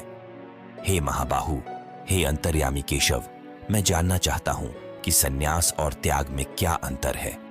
पंडितजन यह कहते हैं कि मनोकामना से किए जाने वाले धार्मिक कर्मों का परित्याग करना ही संन्यास है, जबकि कुछ विद्वान कहते हैं कि सभी कर्मों के फलों का त्याग करना ही वास्तविक त्याग है। कुछ विद्वान मानते हैं कि जो शास्त्र के नियमों का पालन किए बिना किए गए भक्ति कर्म हैं, वे दोषपूर्ण हैं, इसलिए उन्हें त्याग देना चाहिए। जबकि अन्य लोग कहते हैं कि यज्ञ, दान और तप के कर्मों का त्याग करना उचित नहीं है। हे अर्जुन, इन दोनों में पहले त्याग के विषय में मेरा निश्चय सुन, क्योंकि त्याग 3 प्रकार का बताया गया है। हे पार्थ, यज्ञ, दान और तप के रूप में किए गए कर्म कभी त्यागने योग्य नहीं होते, बल्कि इन्हें अवश्य करना चाहिए, क्योंकि ये कर्म बुद्धिमान पुरुषों को पवित्र करने वाले हैं। इन यज्ञ, दान, तप और संपूर्ण कर्तव्य कर्मों को आसक्ति और फलों का त्याग करके करना चाहिए। यह मेरा निश्चित किया हुआ श्रेष्ठ मत है, लेकिन शास्त्रानुसार निर्धारित कर्म का त्याग करना उचित नहीं है। अज्ञानता और मोह के कारण उसे छोड़ देना तमस रूप त्याग कहलाता है। जो व्यक्ति शारीरिक कष्ट से बचने के लिए या कार्य को कठिन मानकर कर्तव्य कर्मों का त्याग करता है, उसका वह त्याग राजसी त्याग माना जाता है और ऐसे त्याग से वह त्याग के फल को प्राप्त नहीं कर सकता। हे अर्जुन, जो शास्त्रानुसार निर्धारित कर्म कर्तव्य समझकर आसक्ति और फल का त्याग करके किया जाता है, वही सात्विक त्याग कहलाता है। जो पुरुष अकुशल कर्मों से द्वेष नहीं करता और कुशल कर्मों में आसक्त नहीं होता, वही सत्व गुण से युक्त, संशय रहित, बुद्धिमान और सच्चा त्यागी है। क्योंकि शरीरधारी किसी भी मनुष्य द्वारा संपूर्ण रूप से सभी कर्मों का त्याग करना असंभव है। अतः केवल कर्म के फल का त्याग करने वाले को ही सच्चा त्यागी कहा गया है। जो मनुष्य कर्म फल का त्याग नहीं करते, उनके कर्मों का शुभ, अशुभ और मिला हुआ 3 प्रकार का फल मरने के पश्चात प्राप्त होता है। किंतु जो कर्म के फल का त्याग कर देते हैं, उनके कर्मों का कोई फल नहीं होता। हे महाबाहु, सभी कर्मों की सिद्धि के लिए 5 कारण होते हैं, जिनका वर्णन सांख्य शास्त्र में किया गया है। इन कारणों में अधिष्ठान, कर्ता, इंद्रिय समूह, विभिन्न प्रयत्न और परमात्मा सम्मिलित हैं। हे अर्जुन, भिन्न भिन्न प्रकार के साधनों, विभिन्न चेष्टाओं और 5वें कारण के रूप में दैव यानी ईश्वर की शक्ति द्वारा ही किसी भी मनुष्य द्वारा किए गए कार्य पूर्ण होते हैं। मनुष्य चाहे मन, वाणी या शरीर से शास्त्र के अनुसार कार्य करता हो या विपरीत कार्य करता हो, ये 5 कारण उस कार्य के होते हैं। परंतु जो मनुष्य अशुद्ध बुद्धि के कारण इन सब कारणों को न समझकर केवल जीवात्मा को ही कर्ता मानता है, वह अज्ञानी है और यथार्थ को नहीं समझता। जिस मनुष्य में मैं ही करता हूं का भाव नहीं है और जिसकी बुद्धि सांसारिक कर्मों में लिप्त नहीं होती, वह सभी को मारने के बाद भी वास्तव में न तो मारता है और न ही कर्म बंधन में बंधता है। ज्ञाता, ज्ञान जिसके द्वारा जानना है, और ज्ञेय जो जानने योग्य है, ये तीनों ही कर्म की प्रेरणाएं हैं। इसी प्रकार कर्ता, क्रिया और कर्म, ये 3 प्रकार के कर्म के संग्रह हैं। गुणों के आधार पर शास्त्रों में ज्ञान, कर्म और कर्ता को 3 प्रकारों में विभाजित किया गया है। अब मैं तुम्हें इनका भली प्रकार वर्णन करता हूं। जिस ज्ञान से मनुष्य सभी प्राणियों में एक ही अविनाशी परमात्मा को समान भाव से देखता है, वह सात्विक ज्ञान है। किंतु जो ज्ञान भिन्न भिन्न प्राणियों में अलग अलग भाव को देखता है, उसे राजसी ज्ञान कहा गया है। हे अर्जुन, जो ज्ञान संपूर्ण कार्यों को एक ही शरीर में सीमित देखता है और युक्ति या कारण का विचार किए बिना तुच्छ कार्यों में आसक्त रहता है, उसे तामस ज्ञान कहा गया है। जो कर्म शास्त्रानुकूल है, जिसमें कर्तापन का अभिमान नहीं है और जो फल की इच्छा के बिना राग द्वेष रहित होकर किया जाता है, वह सात्विक कर्म कहलाता है। परंतु जो कर्म अधिक परिश्रम के साथ भोग की इच्छा से या अहंकार से किया जाता है, वह राजसी कर्म है। जो कर्म बिना परिणाम, हानि, हिंसा और क्षमता का विचार किए केवल अज्ञान के कारण आरंभ किया जाता है, वह तामसी कर्म है। सात्विक कर्ता वह है जो अहंकार से रहित, धैर्य और उत्साह से युक्त होता है और कार्य की सफलता या असफलता में विचलित नहीं होता। राजसी कर्ता आसक्ति से युक्त होता है, कर्म के फल का इच्छुक और लोभी होता है, दूसरों को कष्ट देने की प्रवृत्ति रखता है, अशुद्ध होता है और हर्ष व शोक में लिप्त रहता है। तामसी कर्ता आलस्य, स्वाभाविक अहंकार, दूसरों के जीवन का नाश करने की प्रवृत्ति, धोखाधड़ी, शोक और आज के कार्य को कल पर टालने में लिप्त रहता है। हे धनंजय, अब मैं बुद्धि और धृति के 3 गुणों के अनुसार भेद को संपूर्णता से बताने जा रहा हूं। सुनो हे पार्थ, जो बुद्धि प्रवृत्ति और निवृत्ति के मार्ग को, कर्तव्य और अकर्तव्य को, भय और अभय को और बंधन और मोक्ष को यथार्थ में जानती है, वही सात्विक बुद्धि है। हे पार्थ, वह बुद्धि जो धर्म और अधर्म को तथा कर्तव्य और अकर्तव्य को सही रूप से नहीं पहचानती, उसे राजसी बुद्धि कहा गया है। और हे अर्जुन, जो बुद्धि तमोगुण से ढकी हुई होने के कारण अधर्म को भी धर्म मान लेती है और अन्य सभी वस्तुओं को विपरीत दृष्टि से देखती है, वह तामसी बुद्धि है। हे पार्थ, जो अविचल और एकाग्र धारण शक्ति से मनुष्य अपने मन, श्वास और इंद्रियों की क्रियाओं को भक्ति योग द्वारा स्थिर रखता है, उसे सात्विक धृति कहा गया है। परंतु हे प्रथापुत्र अर्जुन, जो मनुष्य फल की इच्छा से अत्यधिक आसक्ति के साथ धर्म, अर्थ और कामों को धारण करता है, उसकी धृति को राजसी कहा गया है। हे पार्थ, जो नीच स्वभाव वाला मनुष्य निद्रा, भय, चिंता, दुख और नशे को भी नहीं छोड़ता, उसकी धारण शक्ति तामसी मानी जाती है। हे भरत श्रेष्ठ, अब मैं 3 प्रकार के सुख के बारे में भी बताता हूं। जो मनुष्य भजन और अभ्यास में लीन रहता है और जिससे वह सभी दुखों का अंत कर देता है, ऐसा सुख आरंभ में विष के समान कष्टदायक प्रतीत होता है, किंतु अंत में अमृत के समान मधुर होता है। यह परमात्मा के ध्यान से उत्पन्न होने वाला सात्विक सुख है। जो सुख इंद्रियों और विषयों के संयोग से प्राप्त होता है, वह भोग के समय में अमृत के समान आनंद देता है, लेकिन अंत में विष के समान कष्टकारी हो जाता है। इस प्रकार का सुख राजसी माना गया है। और जो सुख आरंभ और अंत में भी आत्मा को मोहित करता है, जो निद्रा, आलस्य और प्रमाद से उत्पन्न होता है, वह सुख तामसी कहा गया है। हे अर्जुन, पृथ्वी में, आकाश में अथवा देवताओं में कहीं भी ऐसा कोई सत्व नहीं है जो प्रकृति से उत्पन्न इन तीनों गुणों से मुक्त हो। ब्राह्मण, क्षत्रिय, वैश्य और शूद्र के कर्म भी स्वभाव से उत्पन्न गुणों के आधार पर विभाजित किए गए हैं।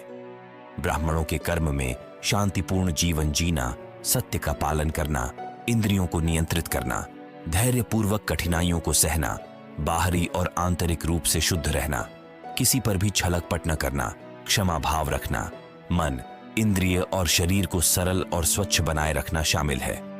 साथ ही शास्त्रानुसार भगवान के प्रति श्रद्धा और भक्ति रखना बहुत आवश्यक है, क्योंकि इसके बिना मानव जीवन का उद्देश्य अधूरा रहता है। पूर्ण परमात्मा के विषय में ज्ञान रखना, उनकी प्राप्ति का मार्ग जानना और उनकी तत्व स्वरूप को समझना ब्राह्मण का स्वाभाविक कर्म है। वहीं क्षत्रियों का कर्म है शूरवीरता, तेज, धैर्य, चतुराई, युद्ध में कर्तव्यनिष्ठ रहना और आवश्यकता पड़ने पर दूसरों की सहायता हेतु दान देना। ये सभी कर्म प्रकृति से उत्पन्न गुणों के अनुसार स्वभावजनित हैं और भगवान की प्राप्ति के मार्ग में ये भक्त के स्वाभाविक कर्म माने जाते हैं। अपने अपने स्वाभाविक कर्मों और भक्ति में तत्पर रहने वाला मनुष्य परम सिद्धि को प्राप्त करता है। जिस प्रकार परमेश्वर से संपूर्ण प्राणियों की उत्पत्ति हुई है और जिससे यह समस्त जगत माया के रूप में व्याप्त है, उस परमेश्वर की अपने स्वाभाविक कर्मों द्वारा सेवा करते हुए, सांसारिक कर्तव्यों का पालन करते हुए पूजा करके ही मनुष्य सिद्धि प्राप्त करता है। हे अर्जुन, शास्त्रों में बताए गए मार्ग का अनुसरण करते हुए अपने वर्ण के अनुसार कर्तव्यों का पालन करना दूसरों के कर्तव्यों का पालन करने से श्रेष्ठ माना गया है। चाहे किसी के कर्तव्य में छोटी सी कमी भी क्यों न हो, अपने स्वाभाविक कर्म करना ही उचित है, क्योंकि यह हमारी प्रकृति के अनुकूल होता है। अपने वर्ण के स्वाभाविक कर्तव्यों को पूरी निष्ठा से निभाने में ही परमात्मा की प्राप्ति का मार्ग निहित है, चाहे वह ब्राह्मण हो, क्षत्रिय हो, वैश्य हो या शूद्र। कर्म और भक्ति करते हुए मनुष्य पाप से अछूता रहता है। हे कुंती पुत्र, स्वाभाविक रूप से दोषयुक्त होने पर भी सहज योग अर्थात अपने वर्णानुसार कार्य करते हुए शास्त्रानुसार भक्ति को नहीं त्यागना चाहिए, क्योंकि जैसे अग्नि के साथ धुआं स्वाभाविक है, वैसे ही सभी कर्म किसी न किसी दोष से युक्त होते हैं। संसार के सभी बंधनों से मुक्त, स्पष्ट बुद्धि से युक्त और आत्मज्ञान से परिपूर्ण भक्त को, जो केवल परमात्मा के प्रति समर्पित है, वही ज्ञान की श्रेष्ठता और उस सिद्धि को प्राप्त होती है जो उसे पूर्ण मुक्ति की ओर ले जाती है। हे कुंती पुत्र, इस ज्ञान को संक्षेप में मुझसे सुन, जो परम सिद्धि का मार्ग है। जो मनुष्य विशुद्ध बुद्धि और सात्विक धारण शक्ति से युक्त है और जिसने राग द्वेष का त्याग कर अन्न जल में संयम किया है, व्यर्थ वार्तालाप से बचता है, एकांत का प्रेमी है, अपने मन, वचन और कर्म पर नियंत्रण रखता है और निरंतर ध्यान और वैराग्य का आश्रय लेता है, वही इस योग का अनुसरण करते हुए अहंकार, शक्ति, घमंड, क्रोध और संग्रह की ममता को त्याग कर परम शांति को प्राप्त करता है। शांत साधक ही पूर्ण परमात्मा को प्राप्त होने के योग्य होता है। जो साधक प्रसन्न मन वाला योगी है, वह न तो शोक करता है और न ही किसी प्रकार की आकांक्षा रखता है। ऐसा साधक सभी प्राणियों में एक समान दृष्टि रखने वाला होता है और शास्त्रानुसार श्रेष्ठ भक्ति को प्राप्त कर लेता है। ऐसा भक्त मुझ परमात्मा को ठीक वैसे ही जान लेता है जैसे मैं वास्तव में हूं, और इस सच्चे भक्ति भाव से मुझ में पूरी तरह लीन हो जाता है। जो भक्त मेरे द्वारा बताए गए शास्त्रानुकूल मार्ग का आश्रय लेता है और संपूर्ण कर्मों को मेरे मतानुसार करता है, वह उस शास्त्रानुसार साधना के पूर्ण ज्ञान के प्रभाव से सनातन अविनाशी पद को प्राप्त कर लेता है। सभी कर्मों को मन से त्याग कर और ज्ञान योग का आश्रय लेकर मेरे मत पर आधारित होकर निरंतर मुझ में चित्त लगाए रह। इस प्रकार मेरे द्वारा बताई गई शास्त्रानुकूल विचारधारा की कृपा से तुम सभी संकटों को सहजता से पार कर जाओगे। परंतु यदि तुम अहंकार वश मेरे वचनों की अवहेलना करोगे तो योग भ्रष्ट होकर नष्ट हो जाओगे। यदि तुम अहंकार का सहारा लेकर यह सोच रहे हो कि मैं युद्ध नहीं करूंगा, तो यह निर्णय व्यर्थ है, क्योंकि तुम्हारा क्षत्रिय स्वभाव तुम्हें स्वाभाविक रूप से युद्ध में खींच लेगा। हे कुंती पुत्र, जिस कर्म को तुम मोहवश करना नहीं चाहते, उसे भी तुम्हें अपने स्वाभाविक क्षत्रिय कर्म के अनुसार बाध्य होकर करना पड़ेगा। हे अर्जुन, सभी प्राणियों के हृदय में स्थित परमेश्वर, जो इस शरीर रूपी यंत्र को संचालित करता है, अपने योग माया से उनके कर्मों के अनुसार उन्हें भ्रमण करवाता है। हे भारत, तुम पूर्णतः उस परमेश्वर की शरण में जाओ। उस परमात्मा की कृपा से तुम परम शांति और सनातन सतलोक को प्राप्त करोगे। इस प्रकार गोपनीय से भी अति गोपनीय ज्ञान मैंने तुझसे कहा। इस रहस्य युक्त ज्ञान पर भली भांति विचार कर, जैसा तेरा मन चाहे वैसा ही कर। परंतु अब मैं तुझे अपने परम रहस्य युक्त हितकारी वचन फिर से बताऊंगा। यह ज्ञान मेरा परम निर्णय है और मैं ही तेरा पूर्ण इष्ट देव हूं। एक मन से मेरा भक्त बन, मेरे मत के अनुसार मेरा पूजन कर और मुझे प्रणाम कर। इस प्रकार मैं तुझे समस्त पापों से मुक्त कर दूंगा। तुझे शोक नहीं करना चाहिए। तुझे यह गीता रूप रहस्यमय उपदेश किसी भी काल में ऐसे व्यक्ति को नहीं देना चाहिए जो तप परायण न हो, जो भक्ति रहित हो, जिसमें सुनने की इच्छा न हो, या जो मुझ में दोष दृष्टि रखता हो। जो व्यक्ति मुझ में परम भक्ति के साथ इस परम रहस्य युक्त गीता शास्त्र को भक्तों में सुनाएगा, वह मुझे ही प्राप्त करेगा, इसमें कोई संदेह नहीं। ऐसा करने वाले से बढ़कर मेरा प्रिय कार्य करने वाला इस धरती पर कोई और नहीं होगा, और भविष्य में भी कोई उससे अधिक प्रिय नहीं होगा। जो पुरुष इस धर्म रूप गीता शास्त्र के हमारे संवाद का अध्ययन करेगा, वह मेरे द्वारा यज्ञ के समान पूजनीय समझा जाएगा। जो व्यक्ति श्रद्धा से युक्त होकर और दोष दृष्टि से रहित होकर इस गीता शास्त्र का श्रवण करेगा, वह भी पवित्र हो जाएगा और श्रेष्ठ कर्म करने वालों में स्थान पाएगा। हे अर्जुन, क्या तुमने इस गीता के उपदेश को एकाग्रचित्त होकर सुना? क्या अब तुम्हारा अज्ञान जनित मोह नष्ट हो गया? अर्जुन ने उत्तर दिया, हे अच्युत, आपकी कृपा से मेरा मोह नष्ट हो गया है और मुझे ज्ञान प्राप्त हुआ है। मैं संशय रहित होकर स्थित हूं और आपकी आज्ञा का पालन करने के लिए तैयार हूं। संजय ने कहा, हे राजा, भगवान श्री कृष्ण के उस दिव्य रूप को पुनः पुनः स्मरण करके मेरा हृदय महान आश्चर्य और हर्ष से भरा हुआ है। जहां योगेश्वर भगवान श्री कृष्ण हैं और जहां अर्जुन जैसे धनुर्धारी हैं, वहीं विजय, विभूति और अचल नीति निश्चित रूप से विद्यमान है। इस प्रकार उपनिषद, ब्रह्म विद्या तथा योग शास्त्र रूप श्रीमद् भगवद गीता के श्री कृष्ण अर्जुन संवाद में 18वां अध्याय समाप्त हुआ। दोस्तों, आप सभी लोगों को हमारा यह वीडियो देखने के लिए बहुत बहुत धन्यवाद। उम्मीद है कि आपको यह वीडियो पसंद आया होगा। अगर पसंद आया हो तो हमारे चैनल अजय हिंदी कहानियां को सब्सक्राइब करें और बेल नोटिफिकेशन आइकॉन को भी ऑन कर लें। मिलते हैं अगले वीडियो में, तब तक के लिए अपना ख्याल रखें। बहुत बहुत धन्यवाद। जय श्री राधे कृष्ण।